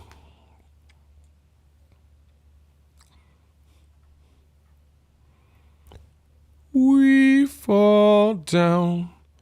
Rashid Mohammed says Buttercup thought he was training for David Applejuice. I'm done, dog. We gonna see though. Spatula's on deck, my guy. The good news is they will have an early weigh-in, which means an extra meal before the fight. Good luck to both fighters. Yeah, I mean, I guess you could say that. That's the one thing I didn't cover is they're just doing it sounds like a customary weigh-in. Like a customary weigh-in. So we'll see how Bud's rehydration looks. But I'm just not a fan of like big cuts. Errol was doing big cuts. That's why Errol didn't do a big cut, because he knew he's fighting a guy like Crawford. You know what I'm saying? So he's not going to treat it like Sean Porter, Mikey Garcia, plus the car wreck. So, I mean, the car wreck might have been the blessing in disguise for Errol Spence, because it sounded like he got back right after that, got back refocused after that.